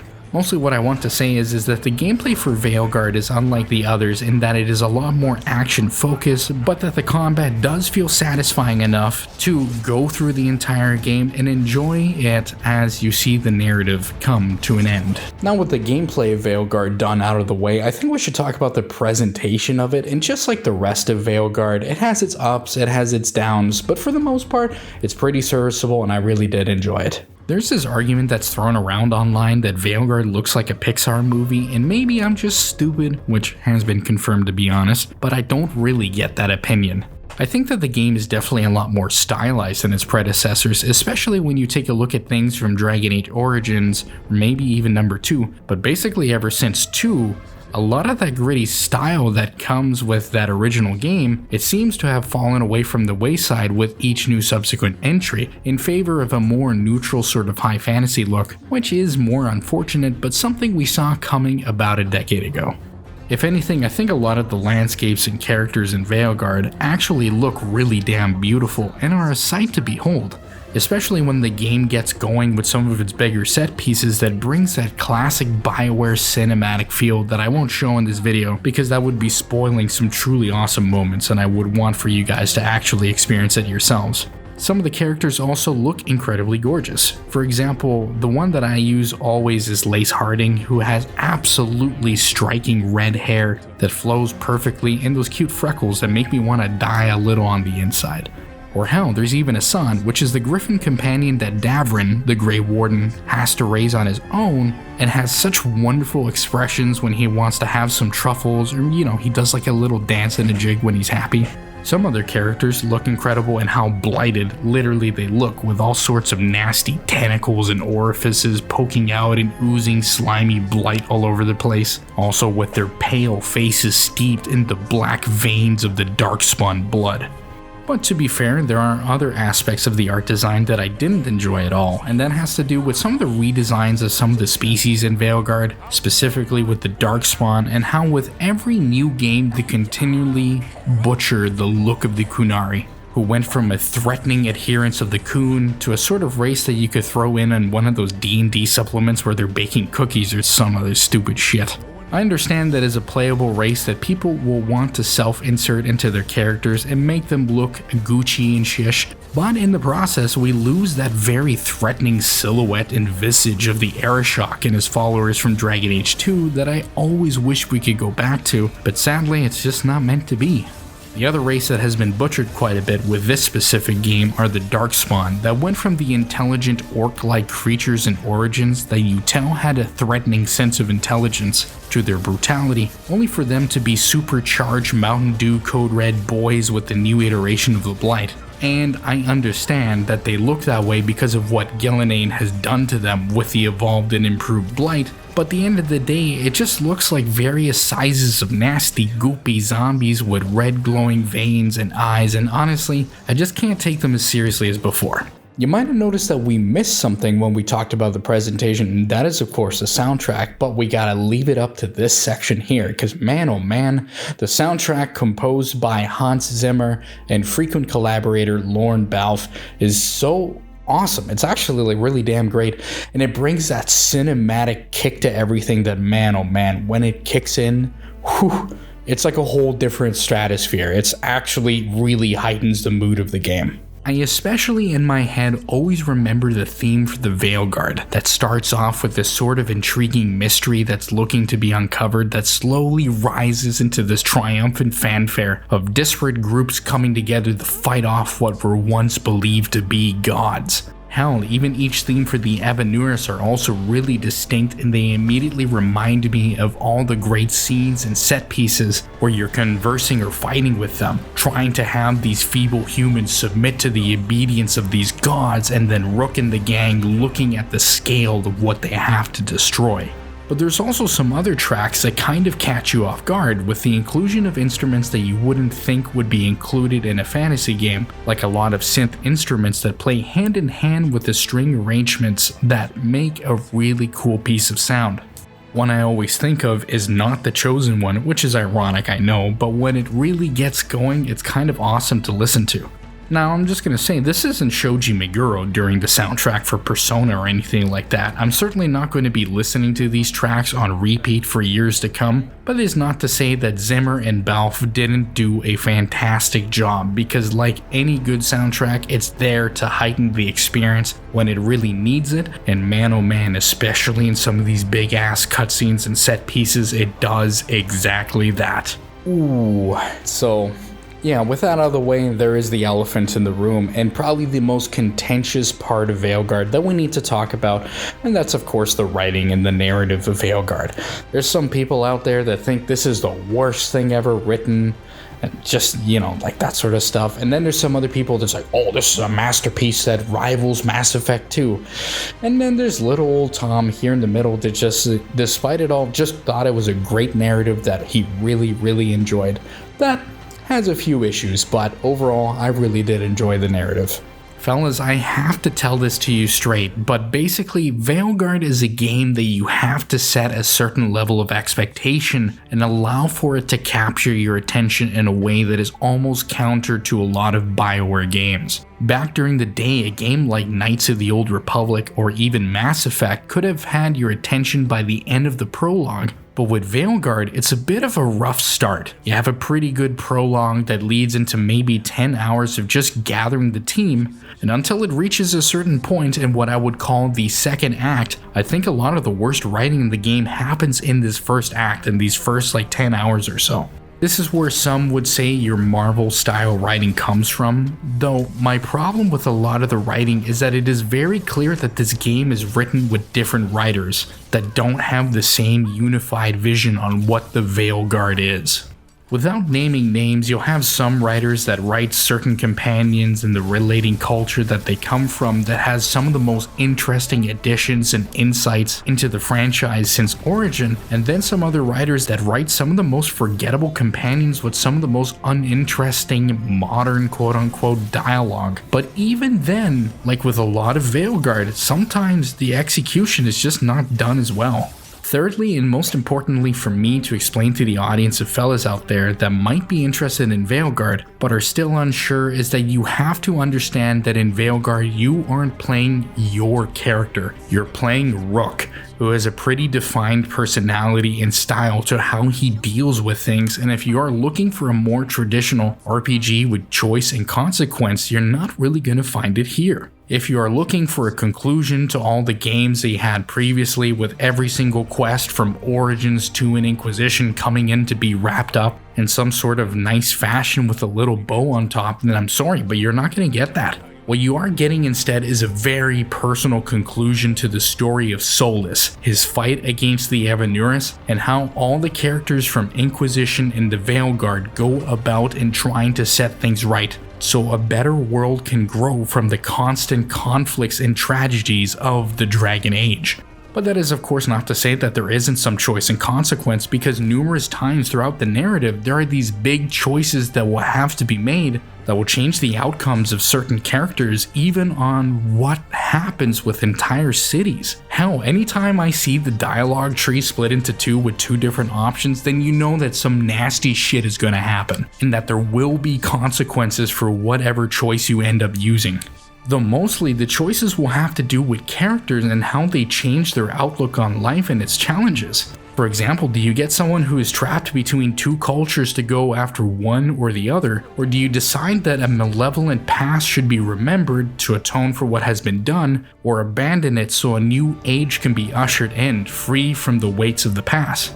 Sometimes it could be, what does it mean to be the only one of your peoples left, and what the rebuilding of those people will look like. All of these characters and choices have, to me, incredibly interesting complications and are written in such a way that for the most part there is no right or wrong answer, and you get to enjoy the fruits of your labor to see what has become of the people that join your group. But man, oh man, there are some sections of this game, fellas, that like when the game really starts to kick in and you get all the characters and you know what the game's really about, man, it knocks your socks off. And it reminds me, it's like, damn, there still is a bit of that old BioWare in there. I say this when it comes to a lot of the really big moments that start showing up, because it brings back a lot of what BioWare does really well, and that is some exceptional writing combined with larger than life cinematic moments and stakes that have you glued to your seat till the sequences are all over. There's a section from the start of the second act where you go through a door and you see this incredible vista, and it hits you like a dump truck, just exactly the scale of it all. You see the might of your enemies and all that is at stake if you fail, and many times it's not even clear till it's over if you even can succeed, or if you will succeed, how the hell are you even going to do it? One of my favorite parts of the narrative is that in many of these great sequences, you know with hindsight at the back of your mind, well, the game can't just end here, but you still have no clue how the events are going to go down, what companions might have to be sacrificed, what culture will be endangered to being wiped off the face of the map to face these beings that might as well be gods.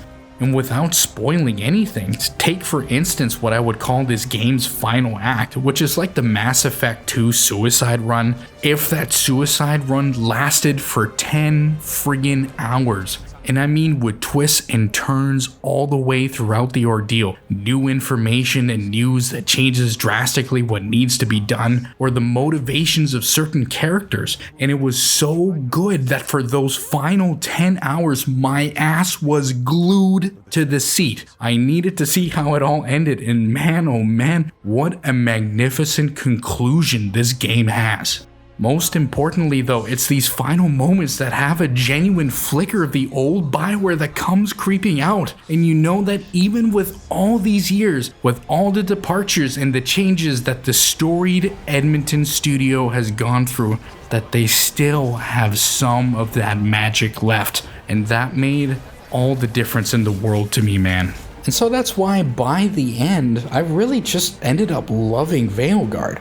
It's just one of those games that even despite all its flaws, even though, you know, sometimes it's ugly, sometimes it's written stupid, sometimes the gameplay isn't the best, and certainly no Dragon Age Origins, but put it all together and man, oh man, it was just really damn good. It reminded me a lot of old BioWare, and it was just a game I could not put the controller down for.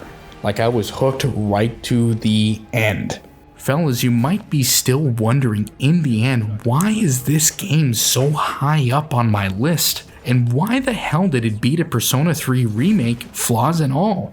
And that's because the success, in my opinion, even with scars, is so important for me and what it means for the future of one of my favorite studios. I've said it before and I'll say it again, but this is the second Return of the King moment on this list, in that even with all the problems that Veilguard gave me, it still was one of my best and most enjoyable BioWare experiences since beating Mass Effect 3 all the way back in 2012. Hell, with all the troubles of this game being a live service game first and then going back to being a single player RPG, I don't know how people can't be impressed with what BioWare can do in just 3 short years of starting from scratch, because this is clearly leagues ahead of Mass Effect Andromeda or Anthem. Now, Veilguard has some huge flaws big enough that it might be too much for some to stomach, but at the end of the day, fellas, this is my list going through my experiences, and Dragon Age The Veilguard was one of the most impactful games that I had played all year. This might be silly for me to say, but I really, man, want to see BioWare get back on their feet and make some great games again. Sure, they won't be exactly how they used to be, because that's just not how the passage of time friggin' works. It's never going to be the same, but it can still be great. It can still be incredible.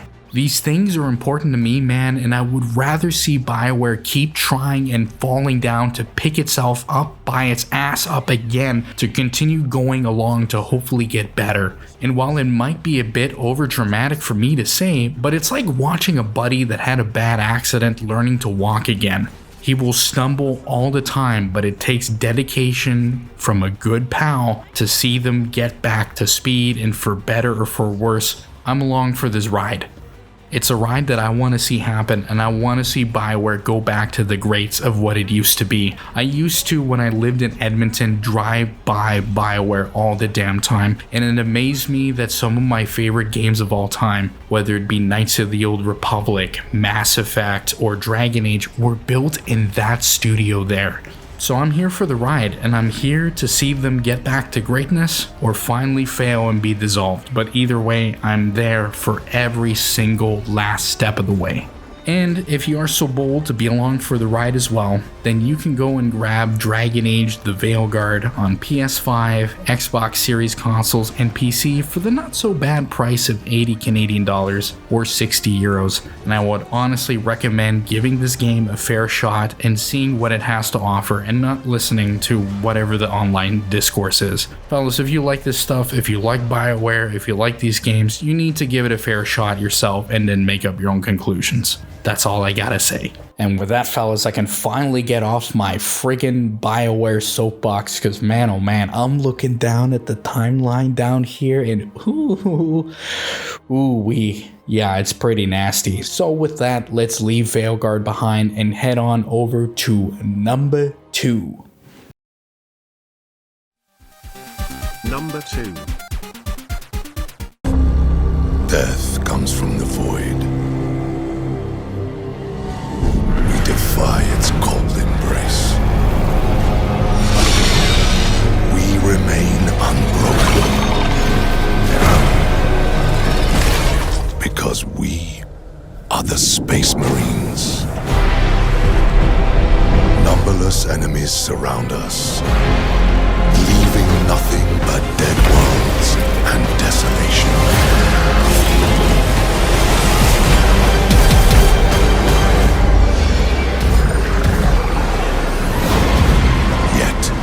Unyielding against the darkness, we are the Emperor's Angels.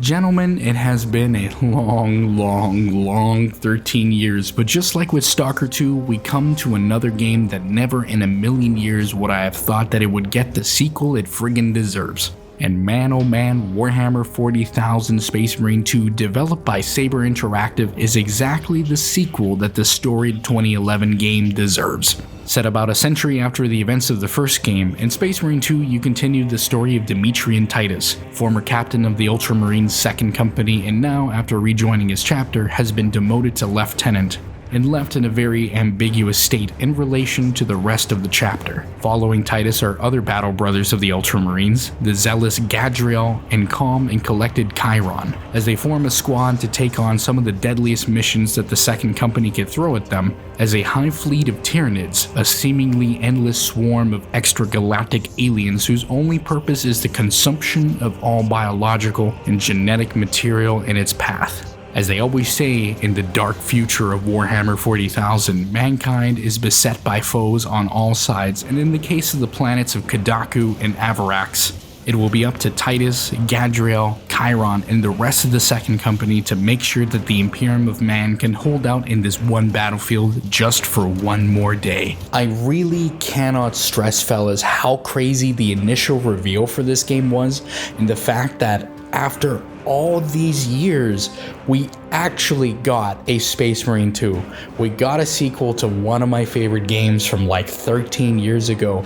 And the crazy part is that it knocked everything out of the park. So with that, let's talk about the narrative. Narrative-wise, Space Marine 2 is really not that much different from other 40k Space Marine stories, especially when it comes to video games, and even as a sequel, it treads a lot of the same ground that the first game went through. But like I would describe with everything in Space Marine 2, it is executed in a much better fashion. And I do genuinely mean that, and you would know if you had played the original Space Marine that Space Marine 2 does tread a lot of familiar ground in going through its campaign, but some of the elements that I thought were lacking in the first game are thankfully expanded upon, like a better narrative surrounding the other squad mates. In the first game, you had Sidonis and Leandros, aka the Codex Astartes does not support this maneuver guy, and they are generally, in my opinion, pretty bog standard Ultramarine archetypes of the age-grizzled veteran Sidonis and the zealous Leandros, but this time around, Gadriel and Chiron have a lot more depth to the character that makes the conflicts that happen within the squad all the better for it. Having had this dark past, Titus walks the halls of the battle barge, not feeling that he is able to trust another battle brother for what has happened to him in the end of the first game, while the rest of the squad struggles with secrecy in their own ways, and while it does develop along paths that are familiar, the conclusions to the stories of Gadriel, Chiron, and Titus are really satisfying.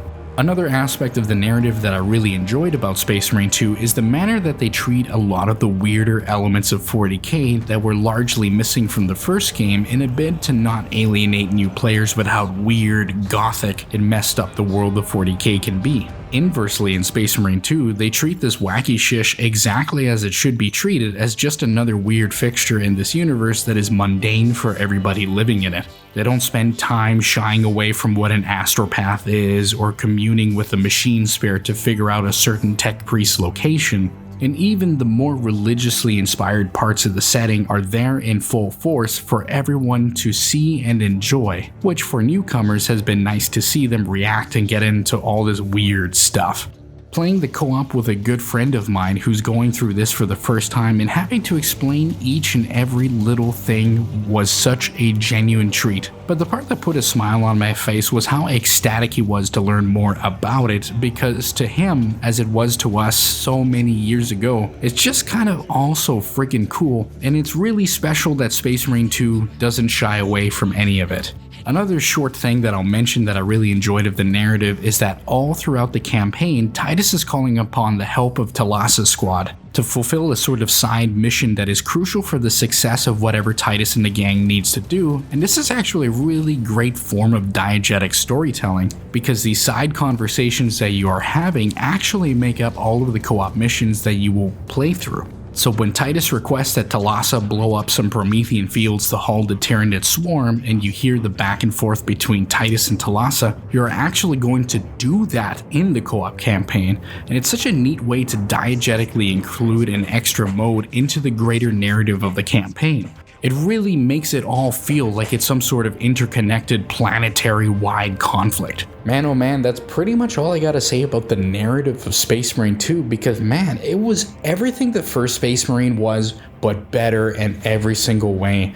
And you could say the same thing about the gameplay for Space Marine 2. So let us mosey on down over to the gameplay and talk about it. From the get-go, Space Marine 2 takes everything that was established in the first game and just greatly enhances all the various gameplay mechanics that we have grown to love. Prime of which is the perfect cohesion of gunning down Tyranids with your trusty bolter when they are far away, and then ripping their spines out with the ever-present chainsword when they get close. So instead of reinventing the wheel, they implemented the same styles that were in the original game, but added quite a few new mechanics on top of that greatly enhances not just the moment-to-moment gameplay, but adds some cinematic flair.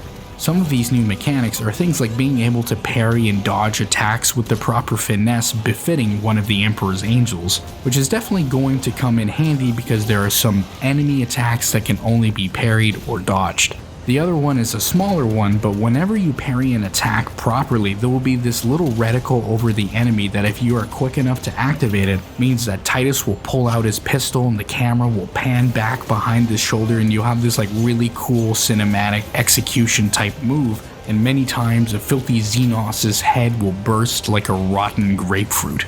Speaking of executions, those are back from the original game, and man oh man fellas, this time around they cranked up the blood and gore to ridiculous levels. You'll have Titus grabbing Hormagaunts by the tail and then slamming them on the ground, having them burst, or blocking the attack of a Tyranid warrior just so you can rip out its spine, creating these geysers of blood and viscera that splash and splatter all over the ultramarine blue, and it's always a spectacle to behold.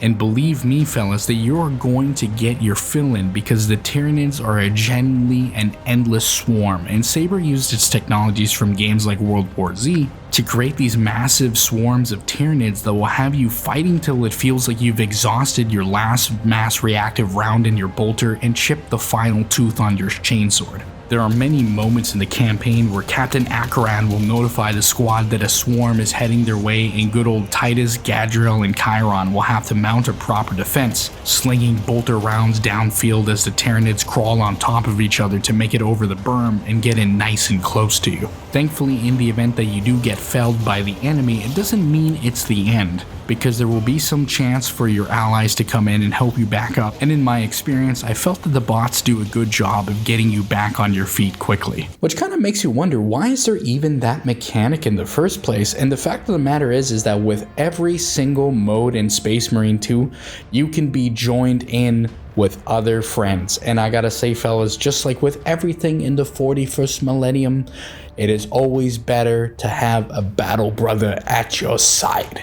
I am glad to report fellas that in every single mode in Space Marine 2, whether that be the multiplayer PvP matches where you take the fight to the archenemy, the co-op operation exploits of Thalassa Squad in their bid to bring victory to the Second Company, or facing the struggles placed at the hands of Titus, Gadriel, and Chiron in the campaign, they can all be played with your friends. Which means this is a good spot to talk about the two different game modes that can be played, specifically the Operations and the PvP Eternal War mode, which at this point I feel like it has been the name for every single PvP mode in a 40k game for like 2 decades now. The Operations to start off with is, as I described previously, those side objectives that need to be completed in order for Titus and the boys to fulfill their own objectives in the main campaign. So it's up to us in Thalassa Squad, which is made up of Valius, the tactical marine, Vespasius, the high-flying assault guy, Decimus, the cocky vanguard, Quartus, the shield-carrying bulwark, Scipius, the sneaky-beaky sniper, and Straben, donning the classic heavy bolter as, well, you know, the heavy. Now you might have noticed that I mentioned me saying the classes for all these characters, and that is because each one of them plays differently than Titus does in the campaign, each with their own weapons and abilities. So you'll have Decimus, who can reach the front lines quicker with his grappling hook or kicking filthy Xenos right in the face, snapping their jaws, or you'll have Straben activating his iron halo to protect himself and his allies from the onslaught that is being barraged against them. And you would do well to learn each character and all of their abilities, because eventually you'll want to head to the PvP Eternal War mode and take your skills to pit them against enemy players. Or you could be one of those freaks that plays the multiplayer first before even touching or finishing the campaign, but we don't talk about those guys here. Their just retribution will be met in the coming Tompire when it arrives to their desolate lands. That's all I gotta say for freaks like them. But anyway, the PvP is pretty damn good and I really enjoy it, but I will be the first to admit that I am kind of pretty terrible at most classes except for the sharpshooter sort of guy, so I end up hogging the sniper classes because that's honestly a problem that I have in most multiplayer games. Regardless, having these 3 modes, new maps, and weapons added periodically with only a few cosmetic items really being anything that you can purchase for extra makes Space Marine 2 probably one of the most feature-complete experiences out of the gate in 2024, so much so that it genuinely surprised me that we could get a game that felt like it came from 10 years ago for all the right reasons. Ooh, fellas, I think we're talking quite a bit about the gameplay, so let's kind of start wrapping this up and let's talk about the presentation of the game. Genuinely, fellas, I gotta say that Space Marine 2 is probably one of the first games that has really felt next gen in both fidelity of the game and more importantly in the friggin' scale of it all. Saber Interactive did an incredible job picking the Tyranids for the main baddies in Space Marine 2 because their swarm tech is an exquisite sight to behold, in that it genuinely feels like heretical sorcery that they can put so many enemies on the screen at one time, and that's just what's in front of you that needs to be defeated. Behind you many times will be dozens and dozens of Imperial Guardsmen, just regular unaugmented humans putting their lives on the line to fight the Great Devourer. And they'll be charging or holding off the swarm, and it breaks my heart that at the end of many engagements I couldn't save them all. Then you add in vehicles that are charging the enemy while a swarm of Tyranids is homing on your position down the way, and behind them is an immaculate skybox full of hundreds of thousands of Tyranids waiting to fight everyone else on the jungles of Kadaku or the hive spires of Avarax. Which finally, to me, brings the scale of Warhammer 40,000 to life in a way that I never thought I would have seen before. You see these incredible battlescapes play out and you're in awe of it for a few seconds, and it really brings this galactic scale conflict between the Imperium of Man and all its enemies, from the vile Tyranids to even the archenemy himself, into perspective. And while it isn't the most interesting Warhammer 40k soundtrack, especially when we had games like Mechanicus, Darktide, or even Necromunda Hired Gun doing really neat stuff with their sound, Nimi Fakara and Steve Morlitz did a great job in making sure that the big, larger-than-life Warhammer moments have their full impact. You'll be in a moment where the Endless Swarms is unrelenting in its onslaught to Titus and the boys. The other members of Talassa are crying out their final battle cries while the rest of the Ultramarines do the same. And the music genuinely believes that this is your final stand. So much so that if you died in the game, ended right there, it would have been completely satisfying and would have put a smile on my face. But that's just one of many moments that felt like that, and I'm glad that everyone at Saber Interactive were able to get to work and create a piece of gaming that brought the genuine epicness of the 41st millennium to a video game that I can bundle together and hand off to someone else and say, now this shit, this is 40k. So with that, fellas, we're finally here at the end of the Space Marine 2 section, and man, oh man, it was everything I would ever hoped it would be and even more. So much so, fellas, that this is another game that I would call a perfect sequel. I will reiterate every single time that a perfect sequel is not a perfect game, and there are some flaws with Space Marine 2 that I have, but honestly they are so minor that I really don't care all that much. What I mean to say with a perfect sequel is that this does everything that the first game did, but expands and improves on it in such a way that sometimes it could be hard to think, how the hell could I go back to that original one? Which we'll find out soon, fellas, don't you worry about it. Space Marine 2, I also have to say, fellas, is the third and final of what I would call the Return of the Kings. It was wild waiting 11 long ass years to finally get a sequel, and to get one that I would call a perfect sequel is such a nice cherry on top to a long and storied, story that I'm glad to say will continue on in an eventual Space Marine 3. More than that, Space Marine 2 takes the throne from the original Space Marine in being the certified Tomthechosen1 pick for someone's first foray into the incredible universe of Warhammer 40,000. If you are ever interested in getting into this universe but you felt it so obtuse that you don't know really where to start, I would 100% recommend that you start off with Warhammer 40,000 Space Marine 2. Though you might ask if playing the first game is necessary, and while I will always recommend playing the games in order, that game can be kind of hard to come by outside of PC, so a sequel is not necessarily a worse place to start. So if you're looking up to pick up the Chainsword and grab and play Space Marine 2, you can pick it up on PlayStation 5, Xbox Series consoles, and PC for the acceptable price of $80 Canadian or 60 euros. And if you do pick it up, well, courage and honor, brother. It is a pleasure to have you with us. And of course, fellas, that is the end of our Space Marine 2 section, and what an absolute joy it was to play through. Man, and especially playing it with other friends, that was great, and my brother too, man. It was just so much fun to play through, and I was so glad with it. But that ain't number one. We're not at number one. Space Marine 2 is number 2, and so with that, fellas, finally we get to this portion of the video, and let's move on to number 1, the game of the year. Number 1. For having lost him, you too would abandon me. Is this the price of my failure, then? Of course. 'Tis only just that you be the one to send me to him now. No! You have it wrong! The prince is alive!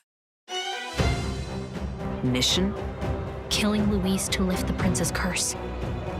His Highness survived the attack, but the curse hanging over him was powerful and complex. If we don't hurry and find a way to get close to Luis, we're sunk. What have we got here? He's an elder! The minority tribes face walls and barriers everywhere they look in society.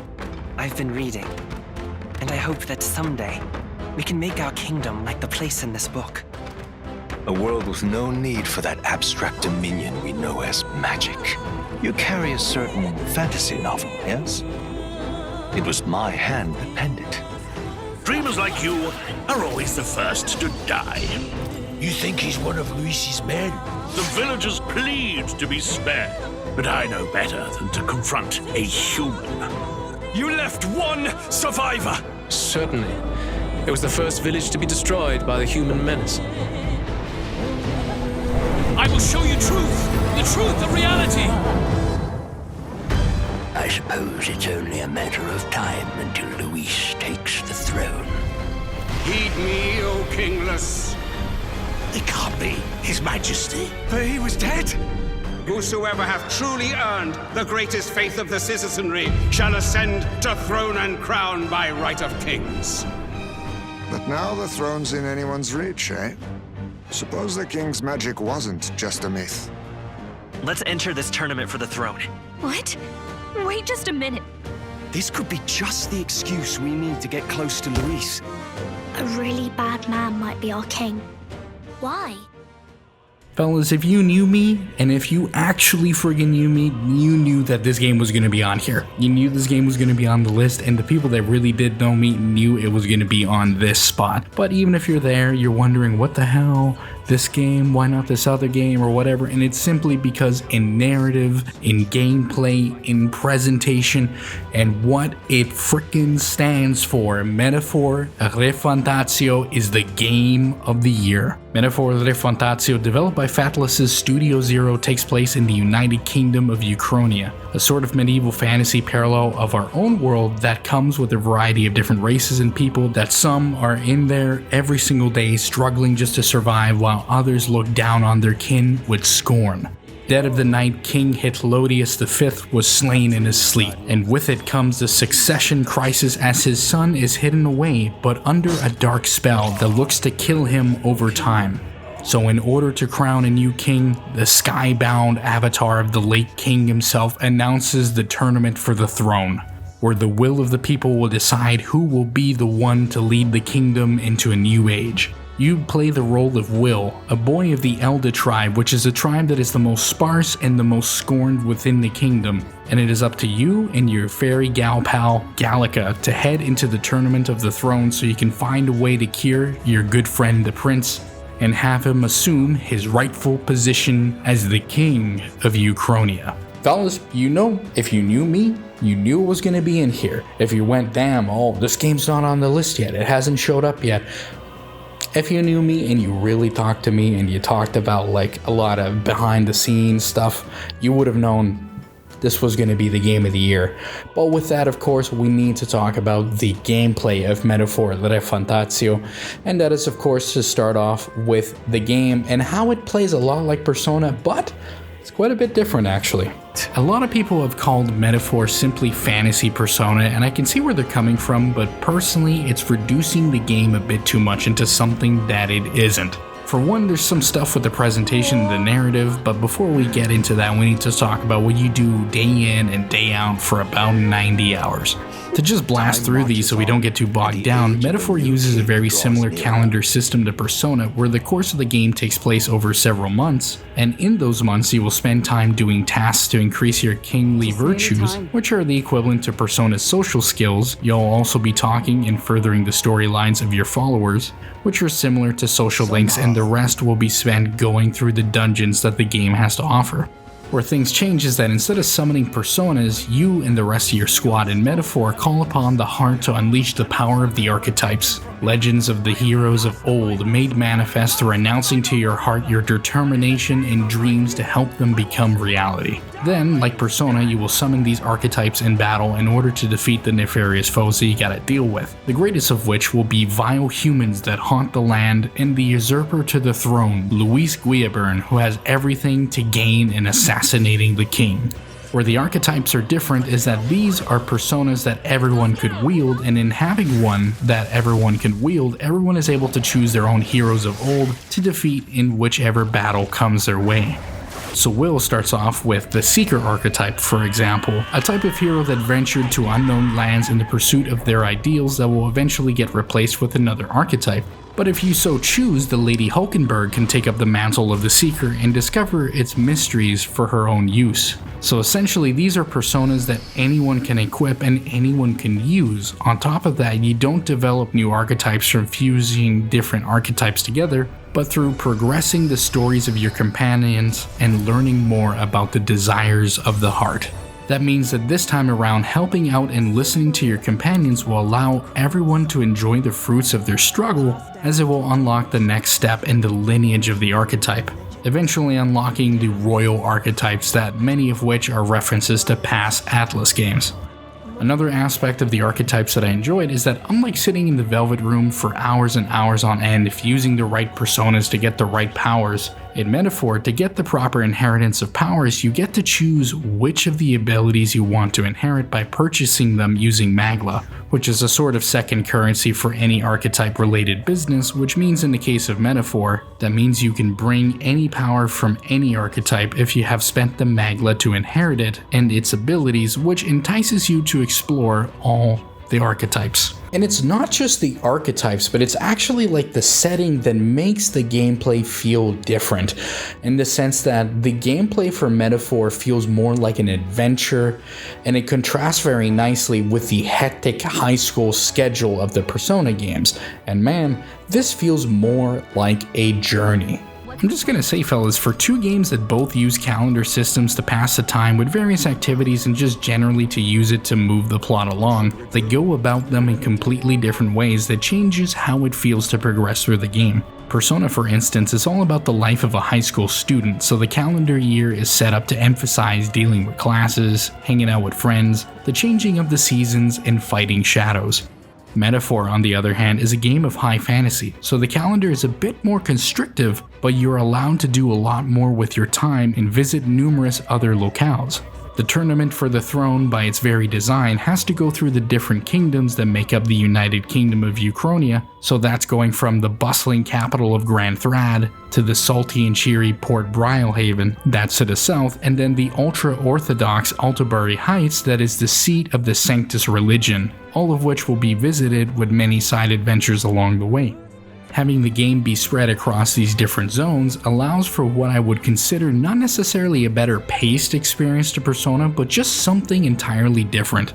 Instead of dealing with the different woes of school life, you're figuring out how to get to the top of a cathedral to stop a mad sorcerer, or plundering the deepest depths of a castle looking for what is abducting all the town's children, and trekking to the farthest isles to learn from the distant cultures and seeking esoteric knowledge.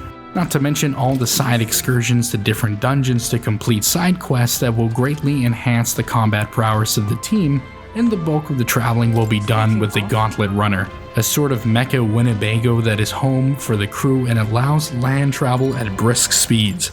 Just watch out for the other candidates for the throne looking to whoop your ass with their own Gauntlet Runners. Now that we got the gameplay out of the way, we gotta talk about the presentation for Metaphor, because some people are gonna be like, and the thing is that like, it isn't as immediately catchy and flashy as the Persona games. It doesn't have the same soundtrack, it doesn't have the same visuals because, well, one, it's a different game, but you have to understand, fellas, that by the end, this game creates a whole audio-visual identity of its own, and even that is spectacular. To start off, we'll talk about the visual style of Metaphor and how, while it might seem like just your typical Japanese take on Western style high fantasy, it actually has a lot more depth to the design than one would think. One aspect that I had not even noticed until my grand old co-host Andrew pointed it out was the style of a lot of people's clothing, and that previously I thought, like, damn, all these characters, they have pretty swanky attire, followed by Andrew pointing out that everyone was wearing styles that you would find from the 60s and 70s, to which it hit me like a brick truck, and then you just see it everywhere. It might seem like such a little thing, but then you come to understand that almost everyone else is wearing some sort of high fantasy garb, and it's really Will and the rest of the party that wear rather extravagant clothing, which is a nice way to show that the gang is at the forefront of the culture for the kingdom. The gang aren't other would-be tyrants looking to take the throne for themselves and rule over the tribes of Uchronia. They're actually freedom fighters fighting for enlightened ideals that would finally bring a truer justice to the realm that all the tribes deserve. Part of the design that I really enjoyed were all the designs of the Gauntlet Runners, mecha-like land ships that allow the contestants for the Tournament of the Throne to traverse the world with great speed and without issue, all of which were designed by Ikuto Yamashita, who's most famous for the design of the Eva units from Neon Genesis Evangelion. Especially when all the candidates have their own Gauntlet Runners that have their own unique style that reflects their ideologies. So you go from the snappy upstarts of Nuris's Gauntlet Runner to Luis's imposing tyranny of his magnificent Skyrunner Charybdis, able to show to all that oppose him what awaits when he finally gains the throne. Though, if there is one area that the visual and art design excels at the most, it has to do with all the human quote-unquote enemies and how they are all inspired by the revolutionary paintings of Hieronymus's Bosch. The humans in Metaphor are all grotesque creatures that roam the lands between major cities and villages, and when encountered are a force to be reckoned with due to their large concentrations of mangla. Some appear as many-limbed humans that have an apple tree for a torso, complete with fruits that it devours to heal itself, or another might be an unassuming egg, with tree stumps for feet, a procession of people on top of its head, and a full bar of creatures inside of its hollow torso. It turns out that most of these humans are actually taking inspiration from many of Hieronymus Bosch's paintings, which were revolutionary during the 15th and 16th century, most obvious of which is the Garden of Earthly Delights, a triptych depicting paradise, life on earth, and the damnation of hell, where those who succumb to temptation lie. Of course, since these are horrific, grotesque monsters that wrought destruction on those it destroys and fears and those that survive, we can see that a lot of the inspirations for the humans came from the third panel, depicting a realm devoid of all of God's light. Personally, I always love it when games take influence of classic art of yore, because within those artists we can find some of the most inspired concepts and depictions of things that we just honestly could never conjure up these days. Best part is that it's not just the paintings of Hieronymus Bosch that they take visual inspiration, but also other incredible artists from the ages. One specific one that I particularly enjoy as an Italian is one of the bosses is very directly inspired by the depiction of Lucifer from Dante Alighieri's Inferno. And there's even more influences that we could talk about, and don't worry, I'll leave that a bit for the narrative to get into, but with that part of the presentation aside, we need to talk about the soundtrack, and man oh man, what another grand masterpiece created and composed by the maestro Shoji Meguro himself. Now, for some of you fellas out there, we have an elephant in the room to talk about, and that is the fact that many people say that Meguro's soundtrack to Metaphor isn't as catchy as some of his prior work, specifically in reference to the Persona games, and I will largely have to agree, but it doesn't really matter in my opinion. When playing a game, personally, while a soundtrack that I can listen to outside of the game itself I would consider great, it doesn't necessarily mean that if I don't listen to it while I'm out on my normal commute that the soundtrack stinks, because it's all about context. And the context is that Metaphor is an entirely different experience than playing Persona, and it reflects that in the soundtrack. One takes the influences surrounding the musical cultures that is befitting the high school setting, and the other is a high fantasy, literal revolutionary epic that turns into a religious experience almost.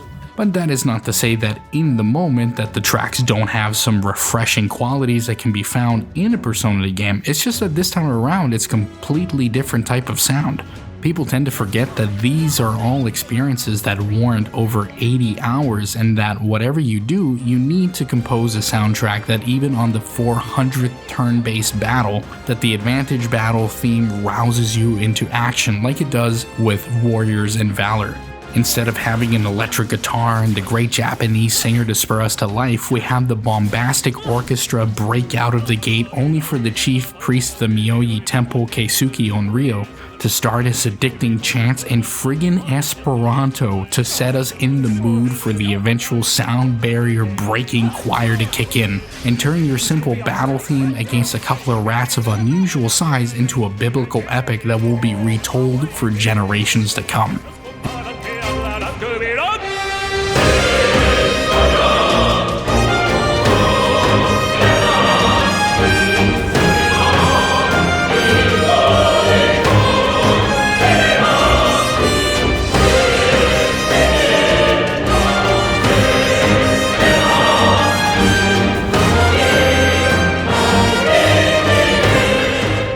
And that's just one song. There are so many different tracks that are fitting for the specific moments that they find themselves in. Another such example is the track Ode to Heroes that plays whenever you go to visit Moore in academia, to continue the player's studies in the various archetypes that is equally an anthem for the sanctity of enlightenment ideals, and an ode to heroes of the ages, constantly inspiring newer generations to take the determination found within their heart and act on it.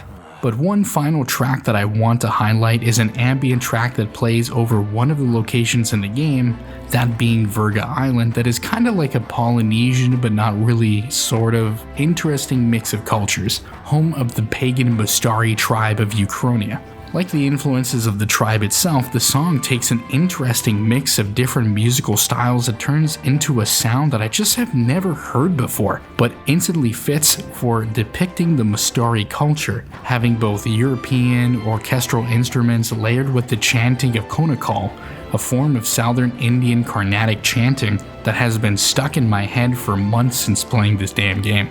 Now, one last thing that I want to mention before we head on to an all too familiar montage is a small but wonderful detail that makes the music all the much better, is that at the beginning of the game, our fairy friend Gallica literally casts a spell that brings the music of the world to life. And just like how music feels for us as magic, for the protagonist Will, it literally is magic. An anthem and an ode to all the peoples, circumstances, and cultures that he finds himself in.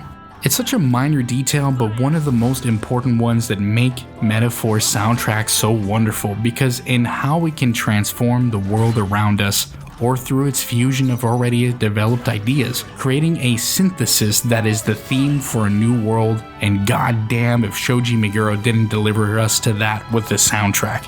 So, with the moment that you've been waiting for, and for the final time in this video, let's let Metaphor show us what this soundtrack is all about.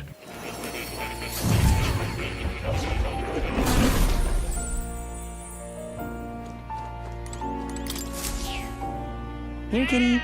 Oh. Ah, how good of you to come.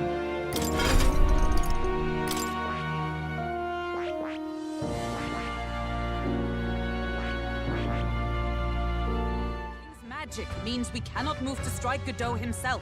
Go for his followers first. We'll thin their numbers and turn the tide. Go, my brethren! Put the fear of God into these impious commoners! Don't forget about No holding back! magic! Hack and slash! Prostrate yourself before God! To the rear guard. Nice! Let's go. Got a sec?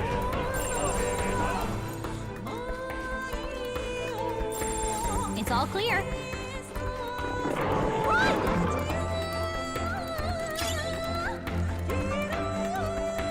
I don't like this. I'll cut you down! One left! That'll do.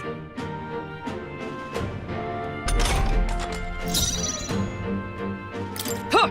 Take this! Worthy foe after all! I will fight with merchant! Ah!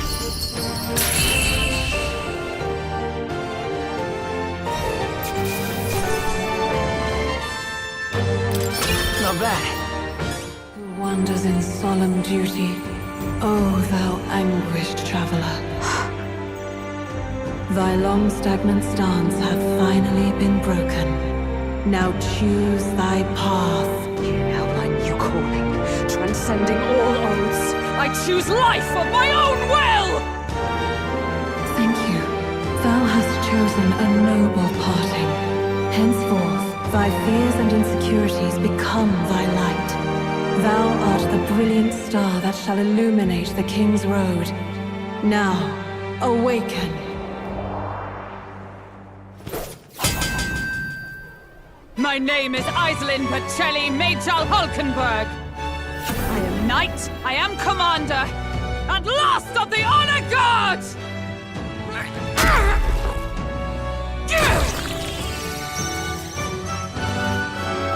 Once more, I take up arms in my liege's name!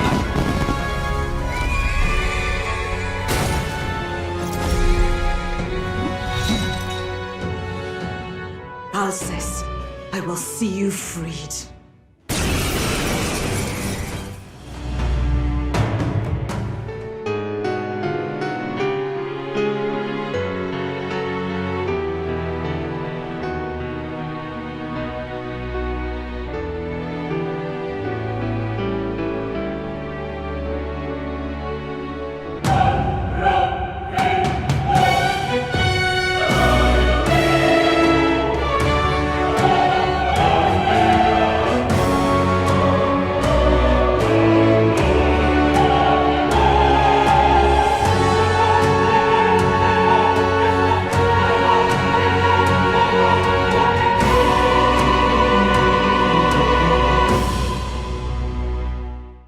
Fellas, I really do say that the soundtrack for Metaphor is probably one of my favorite ones from this year, but that's not even my favorite part of Metaphor.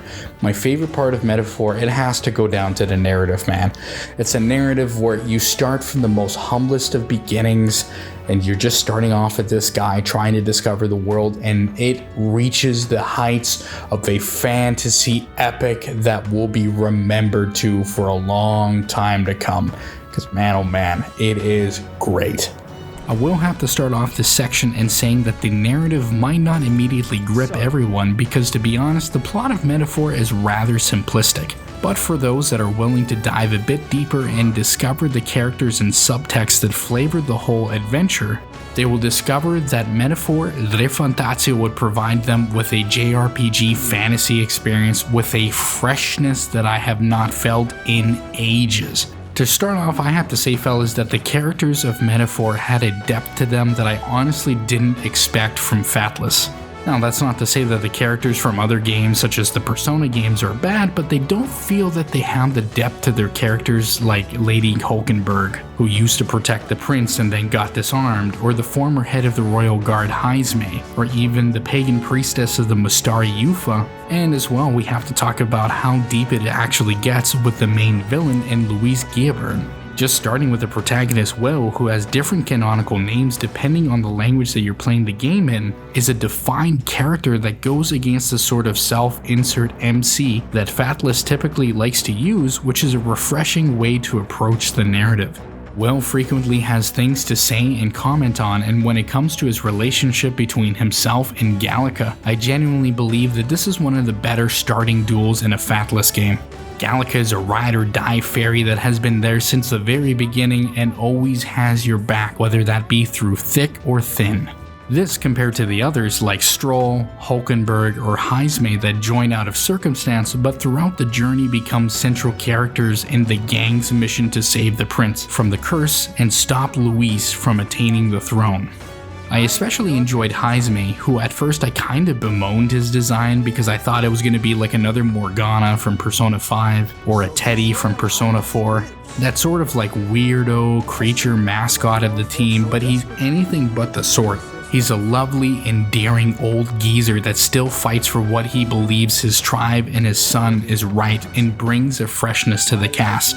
One theme that most of the characters surrounding Will have to deal with are the concepts of failure, defeat, and the feeling that a pact promised has been broken. Learning to create the determination in their hearts to continue on and keep fighting, even when the original reason they were fighting for seems so far behind them now.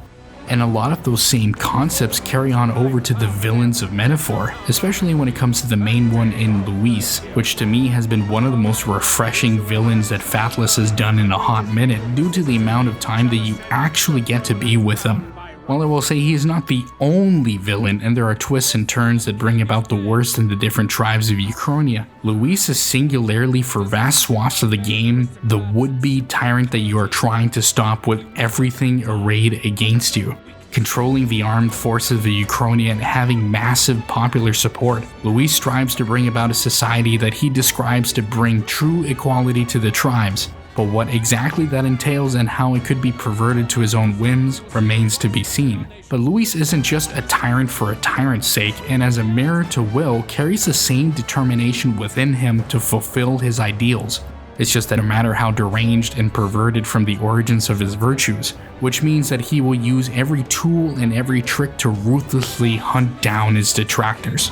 One aspect of Luis's villainy that I particularly enjoy are that the reasons that you oppose Luis change throughout the narrative for Metaphor, and while I won't explain how that changes due to not wanting to spoil the experience, it really does make Luis stand out from the other villains in Persona or SFT games that amount to some local god or a demiurge trying to consume all of reality. And man oh man, even though a lot of the narrative and the characters of this game are so well done, an area of the game that elevated it to me, especially in the narrative, is like, man oh man, is these Age of Enlightenment motifs and references and ideals that just fit so well with this game and elevate it into something completely refreshing and new. From the get-go, fellas, I will say that Metaphor Refantatio is a rather political experience, but not in the ways that one would typically think.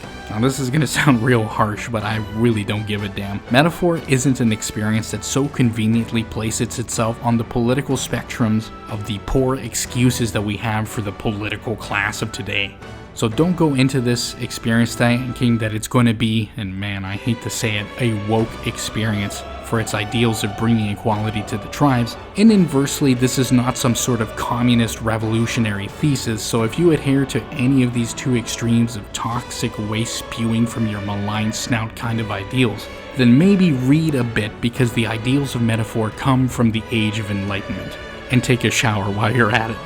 One such example that I immediately picked up were the various nods and motifs that directly point to early 16th century text of Utopia, written by Thomas More, which can be seen not just from the shape of the kingdom of Uchronia, which takes the shape of the island of Utopia within that novel, but also in the late King Hythlodius taking the name of the main character, and even our good old steward of academia being named More himself. Even the name Academia and how it is spelled is a reference to the Academia of Plato, one of the first schools of higher learning in recorded history, and the motifs surrounding the library make that even more apparent, the most obvious of one being a man that looks not too dissimilar to Leonardo da Vinci's The Vitruvian Man. Continuing on with Plato, another one that captured my imagination was Will's journey of not just going through the new lands in Uchronia, but also learning all that he can to not just understand better himself, but the ideals that he strives for, which to me looks a lot like Plato's allegory of the cave. In this sense as well, Will goes out into the world to reach enlightenment of some sorts and spreads it to not just the others on the team, but also all the different tribes that you will meet along the way, which is very similar in theory to the Bodhisattva of the Theravada Buddhism is supposed to do when they attain true enlightenment, and I'm sorry for my Buddhist friends out there if I butchered that.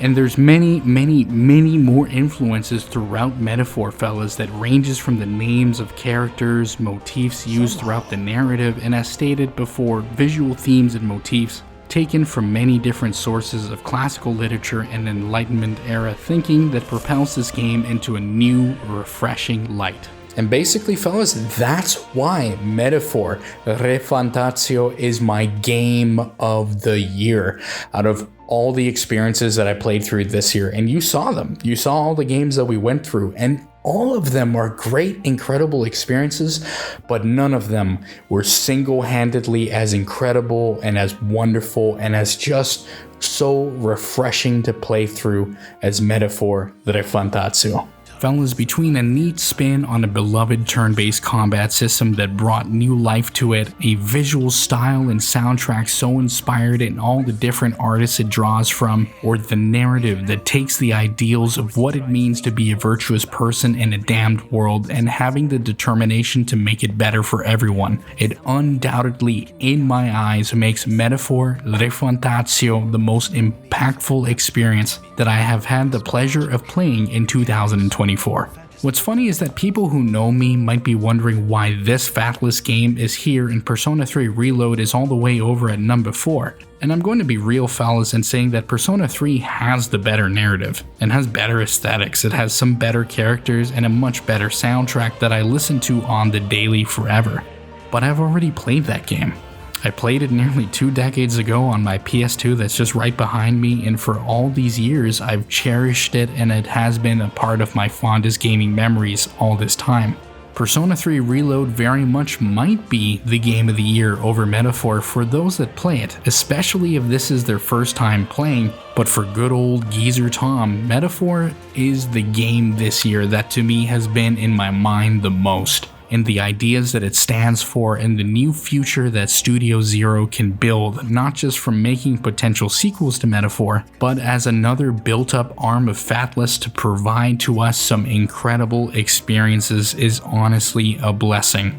So with that, gang, if there's only one game you can get from 2024, then above everything else that has been released and above all the other games on this list, it is my humble recommendation that you give Metaphor Refantatio a spin, because it is a treat to enjoy. Metaphor Refantatio can be found on most modern systems except for the Switch, but I have a feeling that whatever the new Nintendo console ends up being, it'll show up on that here pretty soon. And you can find Metaphor for the admittedly steep price of 94 Canadian dollars or 70 euros, but if you are apprehensive of giving it a go, you can play the demo that has roughly 9 hours of the full game, and if you enjoy it, you can carry that over to the main game whenever you end up buying it.